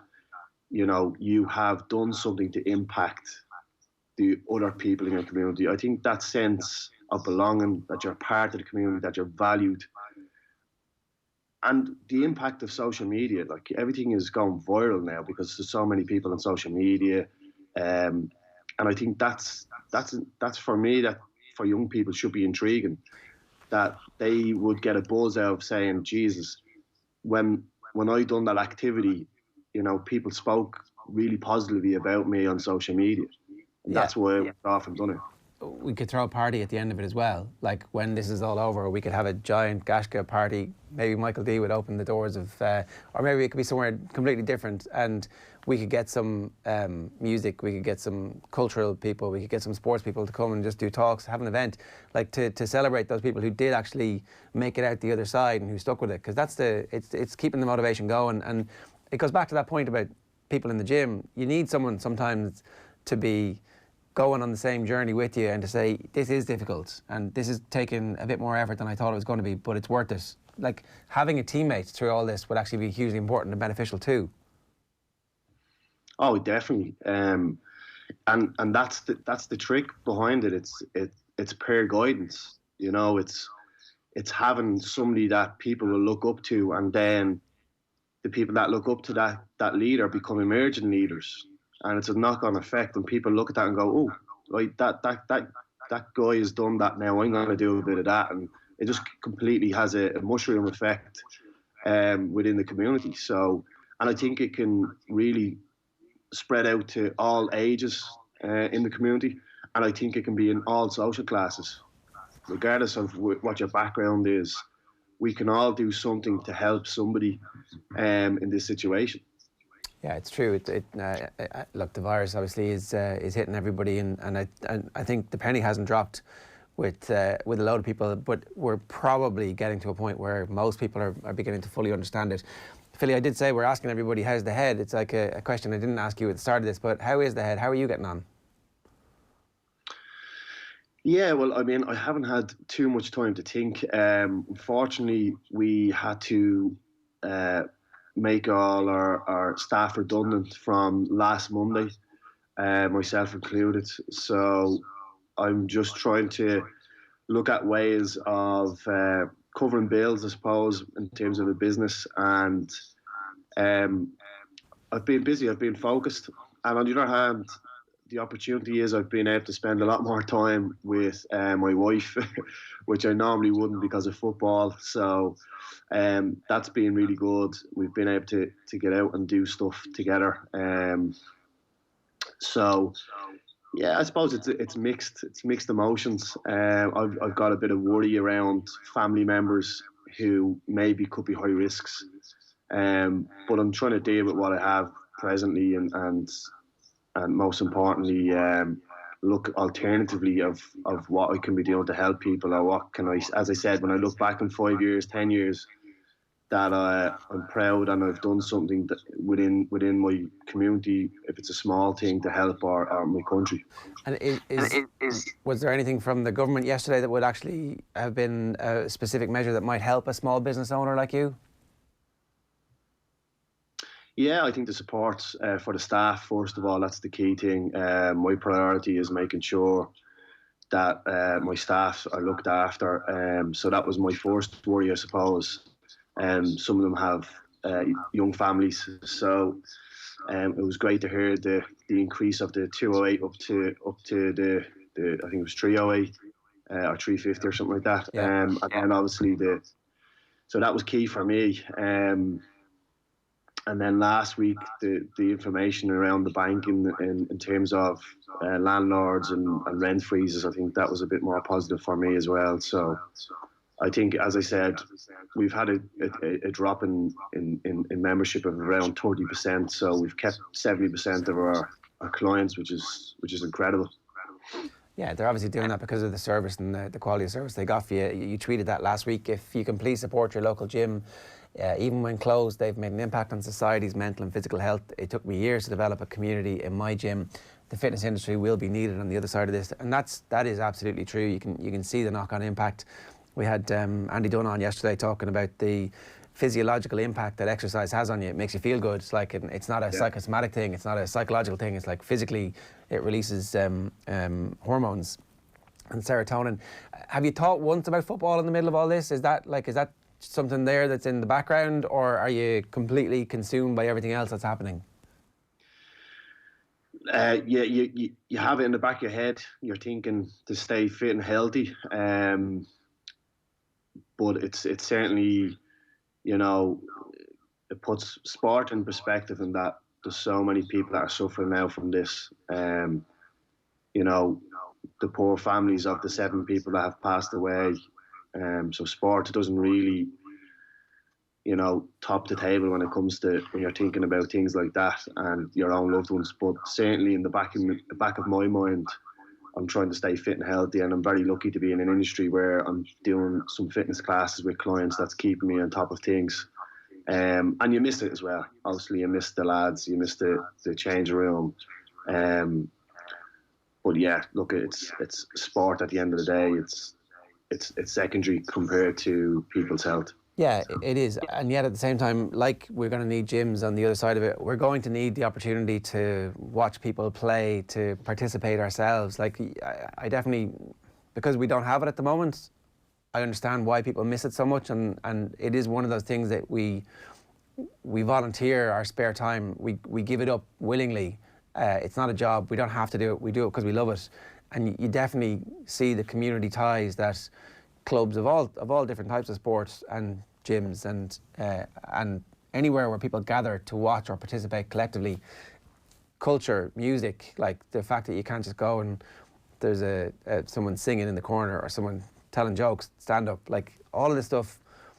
It's the stuff that makes life worthwhile, and we're all desperate to watch some top quality sport. So I think that what you guys do at intercounty football level, at club level, for all the coaches, is massively important for our psychological well-being when we come out the far side of this too. Well, even if you look at the stuff that's been going on in social media, from the point of view of sports people doing videos with kind of little competitions and getting younger kids, like Kieran Kilkenny is a great example. He's been doing a skills challenge every couple of days, and the amount of young kids and adults jumping on and that connection piece, it just shows you how powerful sport is and how much we need it. But the great thing is those young kids now are actually reaching out to sporting people that they normally see on TV. And these sporting people now are reaching back out. So there's a young kid, I don't know if you've seen in his back garden doing goalkeeping training, and Peter Schmeichel reached out. That's the special and opportunity, the special thing about technology and social media, that now people have the time to reach back to these young kids, and that's going to have a massive impact on those kids and what they do and the choices they make in terms of what they're going to be doing in their sporting career. So I think it's so powerful, and it's only when something happens like this, when you miss it, you really, really, see the power in it. Yeah, Philly, we had Nathan on yesterday, actually. He's a great kid, and he's going to get to go. He's a Leeds fan, funnily enough, which is bizarre for somebody under the age of 40 at this stage. But Leeds reached out to him yesterday, and they're going to put on a training session for him whenever all this is over too. So like that, like our lives are all going to change in loads of different ways into the future. But we wish you, as a business person, the very best of luck, and for all the staff, we really hope that the measures that the government brought in yesterday are going to work. But just as a community leader as well, Philly, I think it is fairly inspirational listening to you talk about the opportunity that people have here, and if we can help in any way to get that story out or to help organise the party at the end of it or whatever, I think that that's going to be the response from a lot of people who see this, that they want to have conversations and they want to hear what leaders in their community like you are coming up with. And I don't know what the forum for that is. I don't know how to move this forward, but if you have any ideas on that, I think everybody's going to be all ears. Yeah, well, like, instead of developing something completely new, I think definitely going after the Goshke, youth workers, social workers, coaches, parents. I'll put up a link on my social media around the Goshke.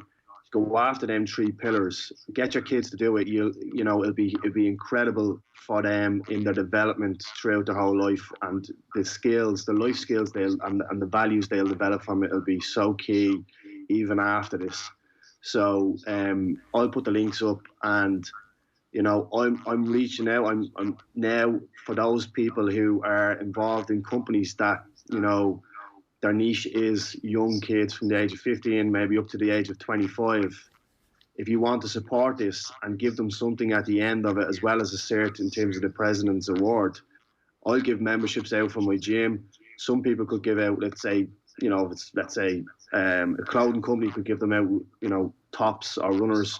I think that's the key thing. How do we get these kids to engage and develop their life skills through developing their community, getting physically active safely, and also then, you know, their growth in terms of development. Yeah, well, we can run online workshops and help people along the way and get that out on our social media channels, and we can target that demographic in particular as well, and hopefully there'll be buy-in from them too. So if nothing else comes out of this, Philly, it's been worthwhile this morning. Thanks a million for taking the time to talk to us. Stay safe. Always great to have you with us. You too. That's Philly McMahon there, always brilliant to speak to, and has a view on life that... well, if that hasn't cheered you up this morning, then, Jesus, I don't know what will. We've done some service already. 087 9180 180 is the number to WhatsApp. If you want to get in touch with us, it is 8:46 this morning, and we're a little bit behind schedule here, but that was really powerful stuff from Philly, and worth spending a bit of time with. We're going to be joined by Robbie Cannon next on OTBAM to launch our next episode of Off the Couch. Robbie works with the Tipperary footballers. He's also Shane Lowry's strength and conditioning coach. Off the Couch is our lunchtime fitness series on OTB. It goes live every day at 1 o'clock. It just takes a couple of minutes, and there's an opportunity for you to do and learn a little bit about what you should actually be doing safely in your own home. We're going to hear first, though, from Irish boxer TJ Doheny. Will O'Callaghan caught up with him for us yesterday afternoon. Have a look. And that's why I was so devastated the next morning, because that was kind of a keep busy fight, just to keep the numbers up. I hadn't fought in 6 months, and then we were going to move on to bigger things, but it's kind of a little setback now. MTK have promised me that it's not going to cause any differences. They still have a plan in place for me, and that I just got to keep working and keep staying in the gym, and everything's going to fall into place. We're still going to have a big fight towards the end of the year, so I just got to keep my fingers crossed, because you just never know professional boxing. It's probably one of the most unpredictable sports out there, you know. What was the decision and the thinking around 8 rounds? Was it just purely because you thought, I'm going to go, I'm just going to tune up, I don't probably need 12 rounds here? What was the thinking? So that's my thinking on it. But anybody will tell you that trains with me, I am one of the hardest workers, not only in the gym, in the sport of boxing. I put my heart and soul into it. And because you know the old cliche, you only get out what you put in. So I'm always grinding, but I could have did it 12 rounds, could have did 10 rounds, and I didn't know what the thought process was around my last fight in October being an 8-rounder. And I asked afterwards, and they were like, look, it was a stacked card, and it wasn't really a high profile fight because of the level of your opponent and blah blah blah. So I was thinking maybe that's what the thought process was around the fight in Dubai. was 8 rounds. But just looking back in hindsight, when the stylistic matchup against a guy that hits and runs, you need more rounds against a guy like that because you need more time to break him down. Where if I had to have like a brawler, a guy who's going to stand in front of me, I've got serious power. Like I'm probably one of the hardest punchers in the division. I reckon I could have got him out there early. But when you have a guy that's just like hitting and running, and you can't really trap him down to score 4 or 5 big power shots at a time, it's hard to break a lad like that down. So he was kind of stealing the round. Well, obviously he was stealing the rounds in the judges' eyes, but not in my eyes. But yeah, so I think I needed maybe 10, 12 rounds to go. But I don't know what the thought process behind the 8-rounder was. I really don't. But it's easy to say a lot of things in hindsight. Yeah, like nearly 8 years now as a professional, you've only had 2 defeats in that period. How do you take defeats? Absolutely horribly. I'm one of the most competitive people you'll ever meet. Like even when I'm playing games here with my son, I have to win. You know, I'm always cheating and joking around with him. You know, but no. On a more serious note, I take them bad. Like I was just talking about that Danny Roman lost in an interview before the fight too, and I still haven't gotten over it. And I was speaking about that I will not get over it until I have my opportunity to avenge the loss, because it was the only loss in my career. And then I had what I can only call a slip-up, a bad night, a freak loss. You know, it's just it's not like I was beaten by the better opponent or I got a massive knockout or anything like that. It was just one of those nights. It just didn't happen for me, and you know, we're just going to have to try and get back on the horse now and rectify it as quick as possible. It's a really exciting division at the moment as well, TJ, at super bantamweight. I mean, Danny Roman takes all the belts. He goes, then gets defeated by Akhmadaliev, and then potentially you're in the mix-up with those 2 guys at the moment as well. You legitimately have 3 guys who potentially can beat each other on their night. It's a very interesting division, isn't it? Yeah, it's fantastic, and it's a fantastic situation because it's the politics in boxing. Sometimes some of these fighters might be on different TV networks and with different promoters, and fights are harder to make. We all fight under the Matchroom and the Zone umbrella, so these fights are easy to make. All is a matter of a phone call, you know. And each fight is appetizing. You got, because we've all stylistically we've kind of all got the same style, and it's very fan friendly, so it's great for TV. So that's how easy they are to make, you know. But it's just going to be a bit of a waiting game now for a minute. I know Danny Roman is back in training as well, and you know, he's probably going to be trying to push for his rematch, and I'm going to be still trying to push for a big fight as well. So hopefully I can get something big, something exciting, and get back out there and show that I'm far from done and I'm a lot better than I was in Dubai. Yeah. Even though I feel like I should have got the nod. It was a very poor performance. I should have been winning by a country mile, you know, that way. So yeah, hopefully we can get a big win and get back in the mix with Roman and Akhmadaliev and be mentioned in those circles again. That full TJ Doheny interview available for you on our highlights package on the OTB podcast network. You can get it there. Now let's hear from Robbie Cannon, who works with the Tipperary footballers and is also Shane Lowry's strength and conditioning coach. Off the Couch is our new lunchtime fitness series on OTB. It goes live at 1 o'clock every day. Robbie, good morning to you. How's the head? Morning, head's good. Yeah, a little bit of exercise helps. Yeah, well, I guess the news yesterday, the golf course is being closed now. That was a tough one to take, but we'll just have to get on with it. Your background is golf, but you also obviously work with the Tipperary footballers. How did that all come about? What's the career path there? Yeah, I worked with the Laois footballers for the previous 2 years, and then David Perra asked me to go in with them back in August. So decided to go in with the lads, and we've been working away now for a few months. Before that, though, I'm right in saying golf was your first sport as a kid. Is that right? Well, my first sport as a kid was actually soccer and then Gaelic football. I didn't take up golf till I was about 14, but I got pretty good at golf pretty quickly, so I stuck to that. Hang on a second. You took up golf at 14. You were Irish close champion, is that right? Yeah, I won the Irish close 2 years ago. Right. And so I was a late developer on the golf. How the hell did that happen? I actually live quite close to the golf course, and just started off actually looking for golf balls and stuff like that and chipping around the green. And then at 14, one of my best friends, he joined, so I joined with him. And I think I pretty much lived up there then for the next few years and got pretty good at it pretty quickly. And when did so you... I think the fact that I did have my sporting background, the Gaelic football and soccer, and before that, and that definitely helped. So the decision to get into strength and conditioning as a job, what was that like? How did you end up doing that? Well, it was actually partly down to my golf, because I was doing okay in my kind of 20s, mid-20s. I didn't really win anything, but I was getting to later stages of tournaments and stuff like that. I had a couple of technical things in my golf swing that I couldn't seem to fix, and I just went and got a physical screen, and that showed up a couple of things in my body that I didn't know about. I thought I was strong and fit from going to the gym, but I was doing all the wrong stuff. And that was kind of a light bulb moment in my head.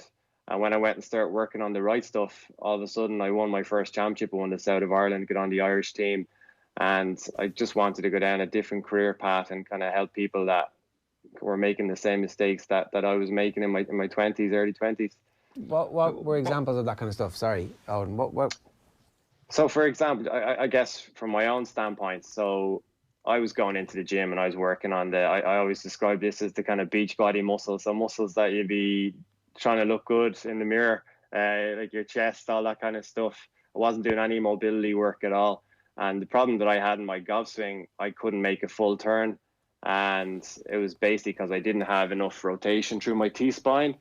And within a few days, few sessions of working on exercises to improve that, all of a sudden, the technical issues that I had in my golf swing started to disappear, and I could make a full turn. So the physical, and that on that kind of standpoint, the physical affect the technical there, big style for me. And as I said, it was a huge moment for me. It definitely changed my golf career. Yeah, it certainly sounds like that was as pivotal a moment for you as a golfer as living quite close to a golf course was. Yeah, definitely. As I said, like I worked very hard on my golf, and it was quite frustrating working on technical things, but physically I wasn't able to do them. And I see it quite with a lot of clients that come into me. Their coaches a lot of coaches actually send in their clients. They're trying to get their players to do stuff, but they actually physically can't do them, and it's a physical issue. And once they work on the physical issues, all of a sudden the technical becomes a lot easier. It actually makes the pros' job a lot easier, and saves a lot of unwanted heartache for the players working on technical stuff, and they can't actually do it. Right. Where is strength and conditioning at the moment at the very top tier of golf from what you've seen? Because I think, like, we see Rory McIlroy, for example, bulking up and getting bigger, and his long game getting better as a result of that over the last couple of years. But clearly there's a lot more nuance to it than that. What are you seeing? Yeah, there's a lot of really good guys working on the tour. A lot of guys that I respect. And then there seems to be a little bit like in strength and conditioning all over every sport. There's a lot of kind of charlatans as well that you kind of question some of their techniques. But like there's a lot of good guys working out there, and as I said, it's getting better every year, like every other sport. So what do you do with Shane Lowry, for example? What would be your day-to-day when you're doing your sessions with him? So at the minute he's in Florida, so he's decided to stay in Florida. And he invested in a lot of new equipment in his gym. He actually spent quite a lot of money. He has a basement there in the house that he's renting, and he got himself a barbell and a bench and dumbbells and other pieces, bits and pieces.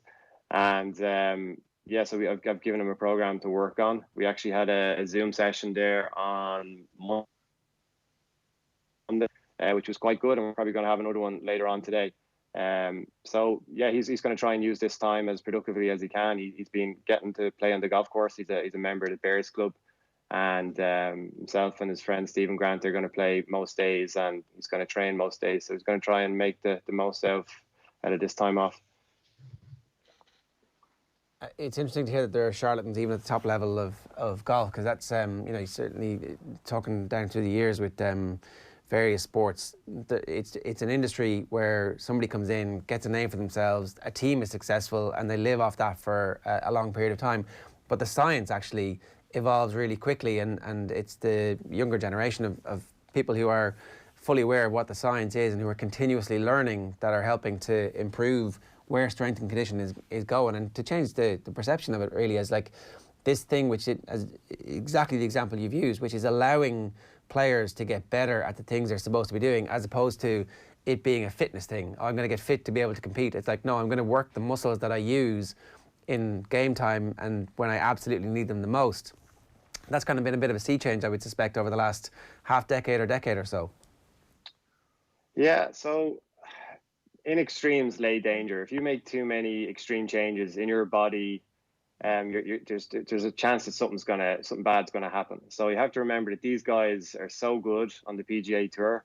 They could have been working with a fella for a few years, and even if the stuff that he's been doing is not exactly scientifically correct, it's probably been working okay for the player because he's on the PGA Tour or he's whatever. So it's just key. I guess one of the advantages I have in my golfing background is not to make too many drastic changes too fast, and you just want to make incremental progress. So yeah, like the skill is the most important thing. These guys are so good. It's crazy how good they are.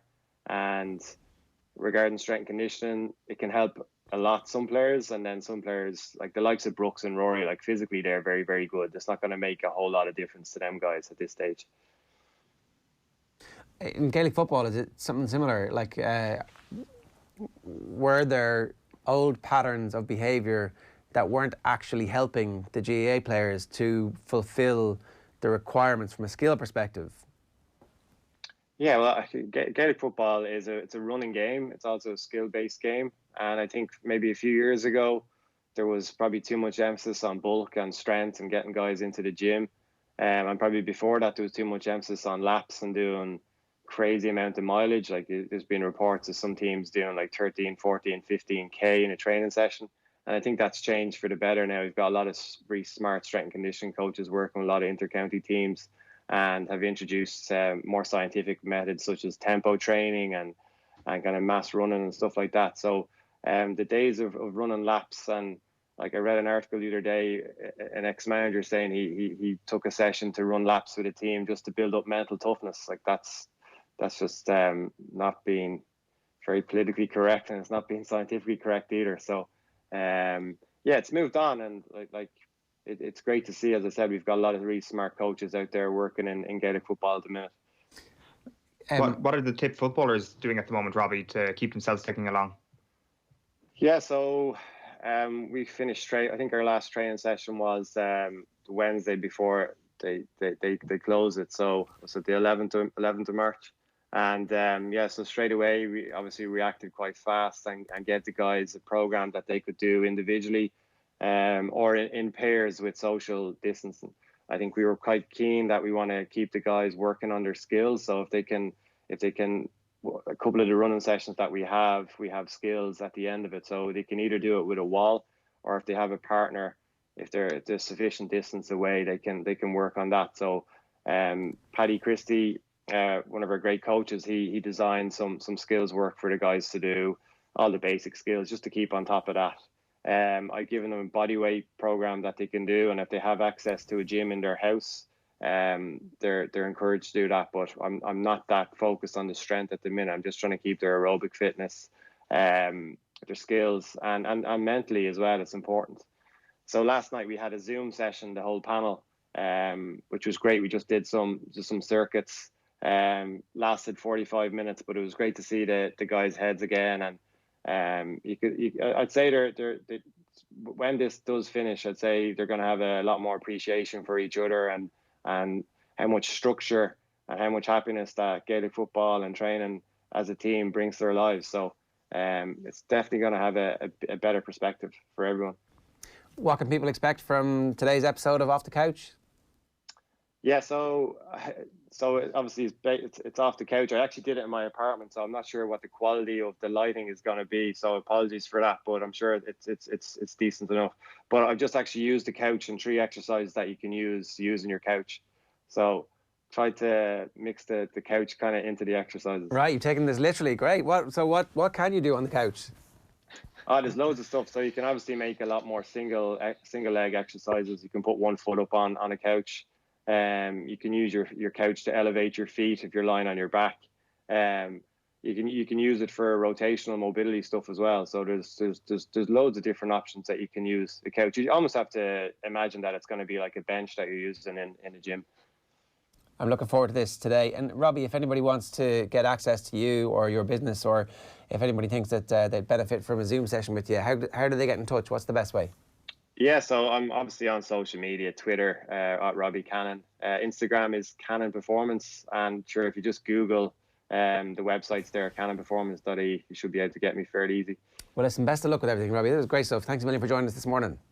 Thanks for having me. Cheers. It's Robbie Cannon there giving us some thoughts on where the industry is at the moment in terms of strength and conditioning and the benefits of it, really, if you get the right diagnosis, how it can be life-changing. Really interesting stuff. Off the Couch, 1 o'clock today across all of the Off the Ball channels and offtheball.com. You can watch back episode 1 with Joey Boland, episode 2 was Andy Dunn. And how is your training going? You've been talking about your second breakfast, those killer Cocoa Pops, full of sugar.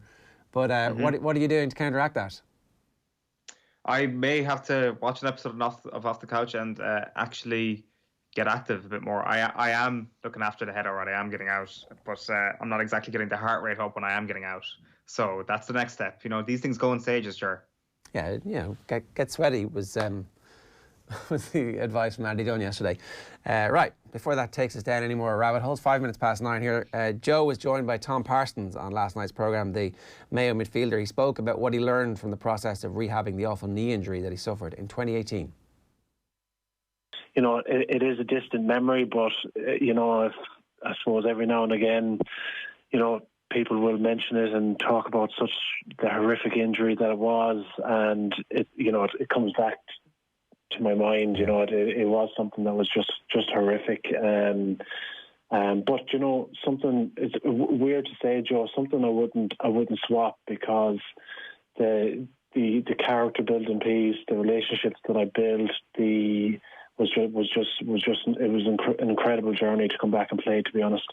Tell me about the relationships then that you built along the way. Yeah, I suppose it's maybe in times of adversity you realise, you know, how close, who's in your close circles, and you know, incredible to have, you know, my wife Carol, who's a physiotherapist, you know, every day, you know, helped me out with rehab. You know, went to every single session in sports surgery clinic and every rehab session, and just your teammates as well. You know, checking in with you on a weekly and a monthly basis to see how progress and rehab is going, and your family. So, you know, ultimately, it's the people around you and the people who you can surround yourself with that really helps in times of adversity like that. What did the rehab entail at its most time-consuming? Yeah, you know, it varied. It started, Joe, you know, really basic rehab, you know, walking, resistance bands, leg lifts, and then it progressed to strength exercises in the gym, to walking in the pool, to movement, to then testing out basic plyometrics, to walking, jogging, advanced plyometrics. So there was so many different stages, and what was I suppose great about it was I didn't focus on the end goal of coming back to play. I just broke it up into mini goals. And a phrase that, you know, one of my coaches who was fantastic along the journey was Enda King. He heads up rehab for the sports surgery clinic. And, you know, I'd keep pressing him, Joe. I'd say, well, when will I be running, or when will I be jumping or kicking a ball or doing skill work? And he said, Tom, don't worry about that. Just what I want you to do is every Friday write down a question. He said, just write down the question, are you stronger this Friday than you were last Friday? And if that answer is yes every week, eventually you will get to your goal where you want to get to. Yeah, it's good advice. And so are we talking 2-3 hours a day? Are we talking more? I mean, because it sounds, a lot of the things you've detailed there, like mentally very boring work. Yeah, initially it was, because initially I was doing 2 sessions of icing between surgeries. I was doing electrotherapy. And then I had basic rehab exercises. But, after my surgeries and once I was able to actually train, when I say actually train, I was able to get into a gym, I was able to do strength exercises, plyometric exercises. That would have went down to maybe 90 minutes to 2 hours every day. And I suppose I was lucky too that, Joe, that, I work with Jacobs Engineering, a fantastic company who supported me through this as well. So, I was 7 months off work because I couldn't work because I had 3 surgeries over a 3-month period, and I was wearing a leg brace. So I did have time on my hands to spend those hours every day. And then the challenging piece came when I returned to work and trying to balance the rehab, the work, and the whole work-life balance with sport as well. Tom Parsons' remarkable story as told to Joe Malloy last night, and horrific, but also when you think about it, not bad practice for what a lot of people are going through right now, and certainly he's very lucky that he had the support network that he had. But that is available for download on our OTB podcast network, so the best place to get that is OTB Highlights. It's also up in OTB GAA, so you can subscribe to either or both if you're a GAA specific fan, and that's all you want. We have GAA lined up for you. We've got all our rugby feeds as well on OTB Rugby. It's the same on football, so OTB Soccer. You get the football show every night there, but you also get it in our highlights section as well. Now, a reminder that today you've got about another 50 minutes or so if you want to get something into us on the OTB Kids Takeover. 087 180 180 is the number that you send your WhatsApp to. Brian O'Driscoll is going to be answering kids' questions for the very first time for us. This is the first time we've done this, so we've had a big response so far, but there's still time to shoehorn in a few more questions or videos. So just get the kids to WhatsApp, ideally a video, if you're happy enough for us to use that video and put it to Brian O'Driscoll. We'll do that today, 10 o'clock on Wednesday morning, 087 9 180 180. 9 darts to get 9 darts to finish 180, 180 for darts, 180 for darts. They picked this number just to piss me off. 087 9 180 180. Isn't that how that happened, Owen? How the 9 darts ever happened, or how the number how the number happened. Yeah, no, it's truly brilliant how you actually, your voice kind of gets warmer when you say 9 180 180. You would make a great darts commentator. Thanks, Owen. Now, I'm delighted to say we've got Miriam Malone with us to talk to us about the situation with regards to the Paralympics.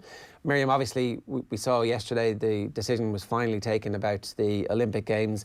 Does the Paralympics automatically follow as part of that, or what is the scenario for you guys now?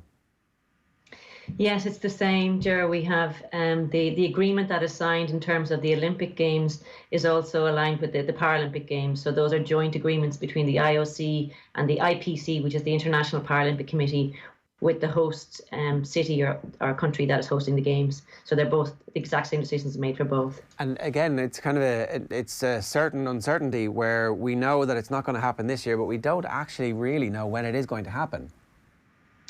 True. I think the welcome thing for us yesterday was that decision being made. So we were waiting for this decision, and it does, while it's not absolutely concrete yet in terms of the timing exactly for next year, it does provide that bit of clarity for the athletes who have been endeavouring to continue their training in difficult and challenging circumstances, just not knowing, what was going to happen, were they on or off, or what was going to happen. So the decision itself is absolutely a welcome one.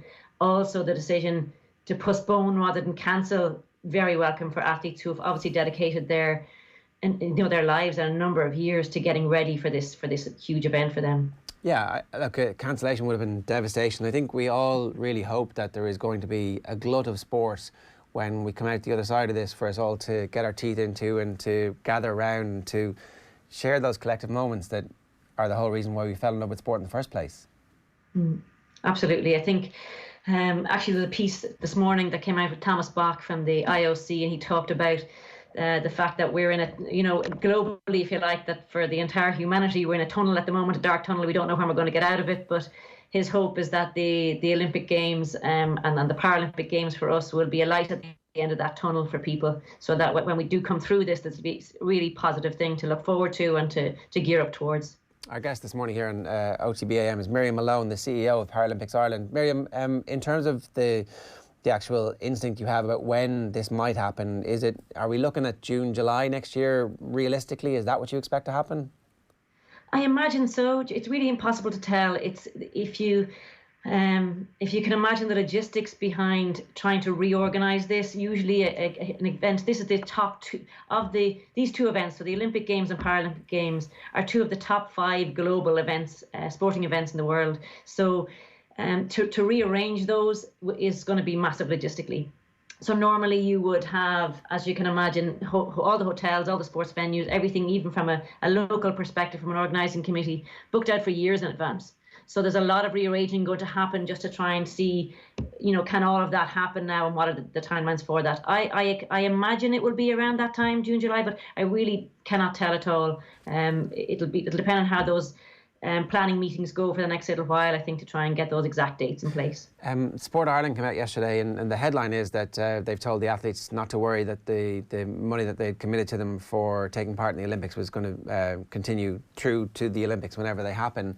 Obviously, Sport Ireland card and look after Paralympians the same way they look after Olympians. What are the details of that? What is the impact of that on your athletes in particular? So we had a number of athletes on the international carding scheme, and that announcement by Sport Ireland was absolutely welcome. And our athletes are really, it provides reassurance for them, because that for them is their really only source of income. They're not working. They dedicate themselves to their training full time, and this then ensures, it was a really positive move by Sport Ireland that they have declared that will not change, that will continue. So it's really positive for them, gives them that assurance in this time of uncertainty. They don't know what's going to happen in terms of their training, in terms of their outputs. So for us, we really welcome that. We're delighted to hear that, and delighted for the athletes in particular that that's positive for them. I think for us in this time, it also went to show from our perspective that working with the Sport Ireland, the Institute and the OFI has been critical for us as we go through this period of time as well, and us kind of keeping constant communication and working together has been key to get through these different decisions as we go along. There are some athletes probably who haven't reached carding status just yet, who were going to qualify for the Olympics and for the Paralympics in the next couple of months, and for them this is going to be very difficult, because that would have been the opportunity for them to get on board and to get onto that platform. Is there any window, is there any opportunity for that class of athletes who haven't made it just yet over the next couple of months, or are there systems in place that they can be looked after? I'd suggest there's probably systems in place. A lot for the international carding system has a few different levels to it, so it's not just the ones who are the very, very top level. They do have 2 other levels below that as well. So it's a pretty fair system, and all of the sports governing bodies all kind of put forward their athletes that they have as potential athletes as well. So they're all on the radar. It's a pretty good system. It's very fair across the board to all athletes. They have very particular criteria that they have to meet within their own event and their own sport to get those different levels of funding from the Athlete International scheme. So I don't think people will be missed. I think Sport Ireland are pretty open also to when ourselves as Paralympics Ireland or the national governing bodies put forward people, they'll look at each case by case as they have done in the past. What about the relationship that you guys have with your sponsors? Obviously, some big global sponsors like Toyota involved with you guys, Allianz as well. They have been very committed to the Paralympic movement in over a long period of time, and you would hope that this is an opportunity as well for them to continue their support over the next while.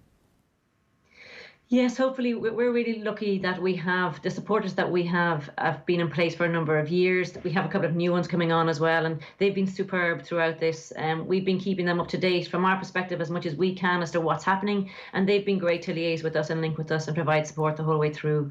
So hopefully they'll be able to stick with us right through now till 2021 and beyond, hopefully as well. But I think we're lucky in that the number of them that we have. So we've got Allianz, Toyota, Flowgas, Citibank. They've all been really super, and our newer one, Circle K as well, as our top main sponsors. But they've been super throughout this time, I must say, and their support has been really welcomed.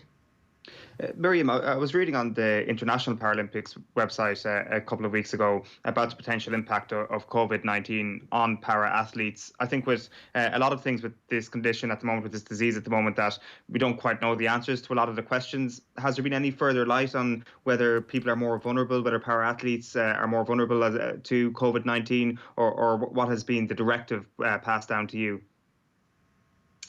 Yeah, it's a good question, Eoin. In general, it's the exact same, I suppose, impacts as all other athletes.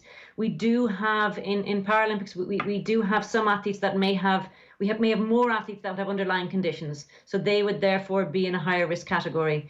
So we know of a couple of our athletes that are in training that have more underlying respiratory conditions, and for them in particular, they would have to be much more careful and would have to just be much more mindful about restricting physical contact and mindful about where they're training or what they're doing. So for those athletes that have any underlying conditions, we'd be more mindful of those. There are a couple of other athletes that would be in our, they'd be more athletes with higher support needs. And again, for those athletes, again, they would be in a higher risk category. So we would probably in Paralympics have some more athletes that would be in that higher risk category than in, we'll say, the Olympics or mainstream. Miriam, is there anything else that you think people kind of need to understand about what's going to happen with the Paralympics over the next, I guess it's probably going to be 18 months, and just in terms of trying to raise the profile of your athletes over that period of time? Yeah, so I must say our athletes have taken the news very well. I think mostly the reaction was one of relief that at least a decision was made. Also some disappointment, understandably. We've got a number of athletes who've been, working really hard, and they gear up, as do all athletes, to peak at a very particular time. So in high performance sport, it's really critical about their peaks and their planning and training. So this will be a massive change for them now to have to take back. So it's basically kind of restocking again. We've stopped all group training sessions, and they're now going into individual training. They will maintain their own individual training, and they'll be working on kind of maintenance and mobility. They'll be linking with their kind of local coaches and having a local training program, and also maintaining that link with our service providers. So our medical, physio, sports psych, strength and conditioning. So that will all those contacts will still maintain there. So that's a bit of a regroup and a replanning now for what the training schedules will look like and what the competition schedules will look like. Yeah, I'm sure the sports. Some of that is still up in the air because we don't know when the competition will be back again. But for us, from our perspective, it's really about now going back and regrouping and getting all of our contingency plans in place to make sure that we can provide whatever support we can for the athletes right through now till 2021. All right, well, best of luck with everything, Miriam. Thanks a million for making the time to talk to us this morning. Thank you. It's Miriam Malone there, the Chief Executive of Paralympics Ireland. It is 21 minutes past 9 this morning. A reminder that every afternoon at 12 o'clock on OTB Sports Radio, we've got some music for you. It's Richie McCormick's Isolation Mix. Remember to take a break even when you're working from home, especially when you're working from home. Remember to take a break. Stick the mix on at midday, get some fresh air, take a walk, and not more of a group than 4 people, while remembering to keep your 2 metre social distance. Richie's Isolation Mix every day at midday on OTB Sports Radio. Listen on the Go Loud app or on offtheball.com/radio. We've got stuff on all day for you. If you need a distraction at any point, if you're overwhelmed, offtheball.com/radio. It says here something about Dream Team coming now, Eoin. The Dream Team Chronicles, you're calling it. What a wanker. The Dream Team Chronicles with Eoin Sheahan and Colin Buig. That's what it says.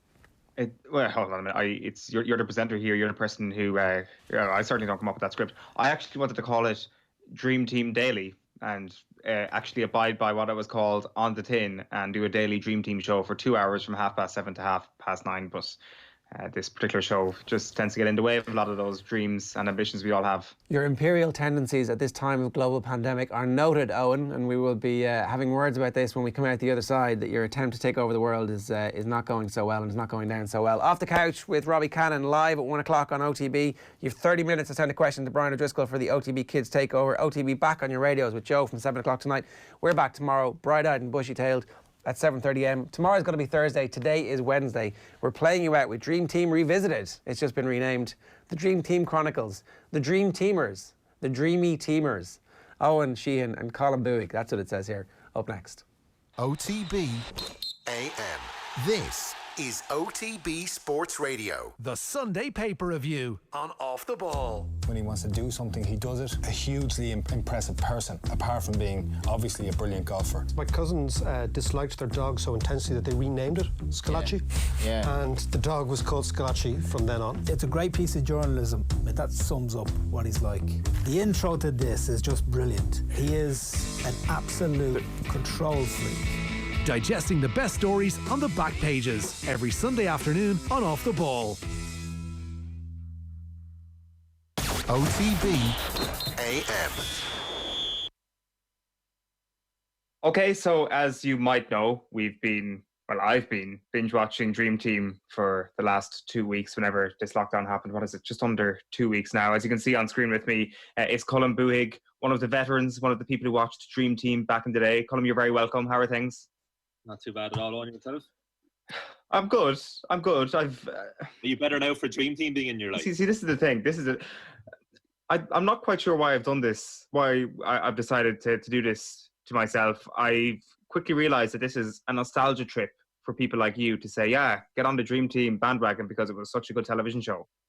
Well, we know how this conversation started between you and I was because you tweeted about you doing it. And then I commented, like many others, on your first article. And then Neil Tracy of Off the Ball also got involved.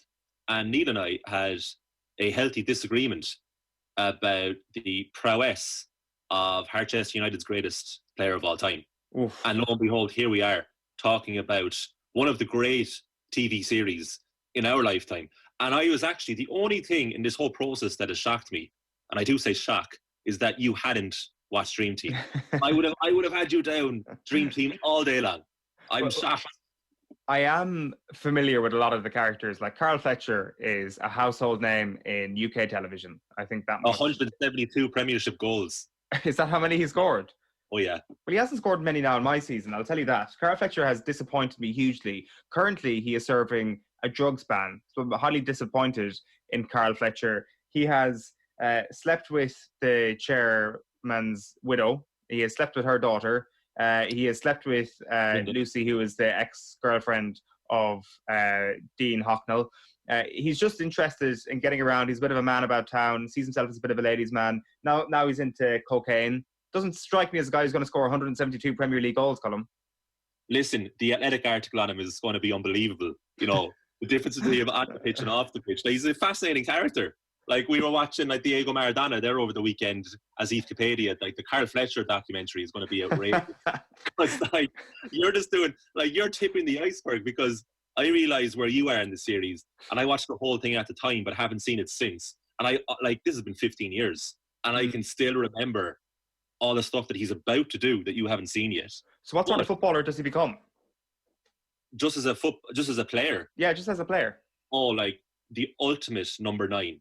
This is where the Neil Tracy argument came in, because Neil Tracy said, oh, he was actually number 11. Well, I don't care what shirt number he wore. He was number 9 in his head, and he was number 9 in the goals, 172 of them. For a middling club like Harchester United, they were never contending for the league title. They were never going to be Premier League winners. So to do that, you know, he's up there with the likes of Sheahan Henry for me as one of the true Premier League greats. And like his ability to hold up the ball, so they showed me in the clips, second to none. Second to none. Just a really, really fine footballer. A reprehensible character? Who knows? Who knows? Okay. And I dare say, when you say who knows, you know very well whether or not he's a reprehensible character. Well, I mean, the charisma drips off him, so you just can't look away. Like, and you're a bit like, you kind of question it. I mean, should I really love this guy? Should I have all these posters of him on my bedroom wall, considering I know what he's done? And you've only tipped in it. Is it true that people would have had Dream Team posters up on their wall? Oh, I don't know. I have no idea. I mean, there was, though. I mean, I presume you know this, right? But there was, for a time, Harchester United replica jerseys on sale in genuine sports shops in Ireland. I can remember that. I remember Cummins Sports in Cork. They sold a rake of the Harchester jerseys. The shiny Le Coq Sportif one, the turn of the century, which was probably the peak of the series' popularity. And like, people used to wear that jersey. People used to buy that jersey. And people used to get Fletcher on the back of the jersey. And I was texting people about this the other day. And like, really respectable, like, reserved people telling me like, oh, yeah, I got a Harchester jersey. Like, and no emojis in the text at all, just full stop. Yeah, I got a Harchester jersey. Like, I never did. But it's a horrible jersey. Jerseys. Huh? It's a horrible jersey, isn't it? No, it's terrible. I mean, the balls that they had to have purple as their home kit. Who's purple? Nobody's purple, are they? I presume that it was just a bit of an ease of access, wasn't it? That they're not going to be playing Fiorentina because they're in the Premier League, so they're fine. That being said, like, I mean, they went orange for their away kit, which was going to be tricky when Blackpool got promoted. Still, they obviously picked two colours that they could change, and no matter what the opposition was, they could still be Harchester United, which is, I presume, why they did it. So getting back to Carl Fletcher, I'm just interested in him because I presume you can give us this spoiler. Is he going to be in your top 10 players? Because you are writing an article right now on the top 10 Harchester United players of all time. That's right. He's not just going to be in the top 10 list, he's going to be prominent. But I don't want to give anything away, even though I literally just have, in that I could write why Carl Fletcher is the greatest Harchester United footballer of all time, and that could be a piece. But I don't want to let down his teammates, because it's a team game, despite what Carl Fletcher would say. He needs those teammates. He needs those other 9 folk. So right now, where I'm at, they're currently basement dwellers. They're fighting for survival. They've got, as I said, Dean Hocknell back on loan. He was on loan in Italy. Does he, like, I'm not sure, does he is somebody who lasts around? You don't even need to give me a spoiler on that one. But they've also signed Dean Sturridge from Derby County. Obviously, real life footballer. Does this happen a lot where they sign real life footballers? Because like Ron Atkinson has obviously started the season off as manager, season 1 off as Harchester United manager. So they're doing it with certain members anyway. But I didn't know they were going to do it with players until they signed Dean Sturridge. Dream Team doesn't allow you to rest on your laurels. I mean, you're watching, you're going episode by episode.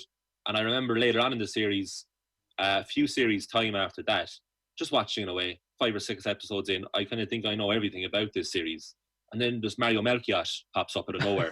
And he's in negotiations with the Harchester United chief executive for about a half an episode. It keeps going back to the bar where the two of them are talking. Ultimately, we don't sign Mario. He stays at Chelsea. But, you know, to even be in for those type of players is a testament to how Harchester were progressing. Yeah, so Dean Sturridge is like a central character in like a transfer deadline day story. And I'm like, oh, cool. You know, one sort of episode there, that's kind of cool that they get a real player in there. And then the transfer is successful. And I'm like, has your agent, and I mean your real life acting agent in the real world, Dean, realised that you actually get signed for Harchester United Football Club and that you actually have to show up and play for this fictitious football team? I do wonder if that happened, or he just showed up to, you know, the audition and got the part and was like, oh God, I'm actually a player now and I'm stuck in this fantasy world. I think his agent was saying, look, this series is taking the country and Ireland by storm. So you need to get in this. Like, he was ahead of his time. Like, I mean, I would love if this series is on. You know, it was perfect for its time. Absolutely. Just one last thing on the cameos from season 1. The Christmas party, about 20 episodes in.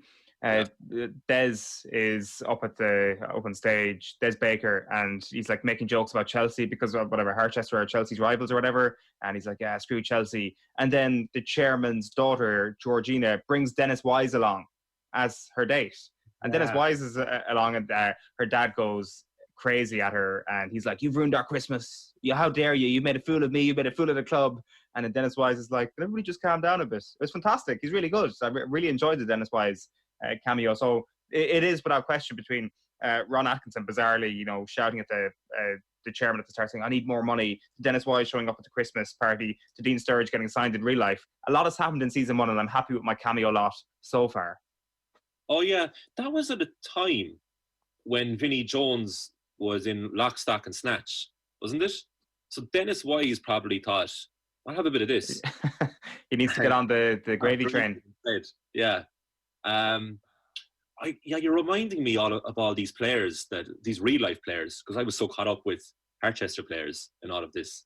But I'm looking forward to going through the rest of the list as well, because there's some great players. I mean, like if you see this through, Eoin, if you go through the whole thing, you're going to be coming across some amazing characters later on. Like Luke Davenport springs to mind instantly. Tell me about Luke Davenport. Luke Davenport, superstar striker, a playboy, like real model, good looks, signed from Barcelona, Birmingham born. This guy had it all. Started off at Man United. Barcelona came in and took him for £20 million. £20 million at a time when that really was something. And then Harchester, under the guidance of P.R. Hernandez, the chief executive, she thought, we need to make a statement here, a statement signing. So they went for Luke Davenport from Barcelona for €40 million. €40 million back in the early 2000s. Like, P.R., are you crazy? Shouting down the TV at her, like, this is irresponsible, you can't do this. But lo and behold, Luke signs, scores, I'd say, honestly, the way they edited, about 15 goals in his first 2 games. It was literally every chance he got, he scored. But something terrible happened with Luke. Okay, I do know somebody dies in a helicopter crash and somebody gets assassinated in the dressing room. Like, you can't escape those 2 spoilers down to the years. You don't need to tell me which one is which. Sorry, so what year in real life does Luke Davenport get signed from Barcelona? In real life from Barcelona, I'd say you're talking 2003, 4? 2003, so 13 years between him, Luke Davenport, and Richarlison getting signed for the same amount of money. So you're saying this guy is 13 years better than him. I don't know how to put that maths into it, but that same price tag 13 years previous means you're probably twice the player that player is, or perhaps 3 times the player. Like, we're talking about 120 million fee in today's money if it's 40 back then. This guy must be amazing. He had it all. His touch was unbelievably a pace. He was tall, he was strong. He did a great trick in the car park where he volleyed the football into his convertible with the roof down, obviously. Impressed everyone. But look, everything was going spiffingly well for Luke. And then a challenge with John Terry. It's changed everything. It's changed everything. And you're probably thinking, broken leg, could never recover from it. I'm afraid not. It's worse than that. I mean, I can only imagine if Twitter was around at the time. I wish Twitter was around during Dream Team, because this stuff would have been trending. Yeah. The demise of Luke Davenport that's another article. What a player, though. I honestly scored about 15 goals in his first 2 games. Just couldn't miss. Guy couldn't miss. And unfortunately, he only has his fleeting memories because of what happened. It's sad. We've got all the time in the world, so we're going to have to do more of these conversations the more I learn. And I've really enjoyed learning about Luke Davenport. Is there anything else people should be looking out for? Your article is going live on offtheball.com at some point today. Yeah. At some point today, we're gonna go through the top 10 players of all time. I know there's already a lot of Harchester fans out there, and subsequently Dream Team fans. So they'll no doubt comment on my top 10 and say who should have been in instead. So we can look out for that. We're going to go through the rest of the players in that list, what they really brought to the club. But there's so much more to it than that. It's really, the football is in a sight. Dream Team just takes you on a journey. And we're already on that journey. I'm glad you're on it. It feels good. If anybody wants to join me, just feel free to get on. There's some episodes of season 1 on YouTube, but really it's DT Diehard is the website you want to go to if you want to check out. Phenomenal. If you want to check out the phenomenal website. The best selection of season 1 and season 2 episodes. I am almost finished season 1, so it's not too late for you to get on the bandwagon. Season 3, really, I feel, Colm, is where we're going to hit the stride, because it seems that all the episodes from that point on are available somewhere on the internet. Listen, check out Colm's piece on offtheball.com. At some point today, look for the Harchester United logo under soccer on offtheball.com. Colm, good stuff. Cheers. Cheers. OTB AM. This is OTB Sports Radio. Off the Ball.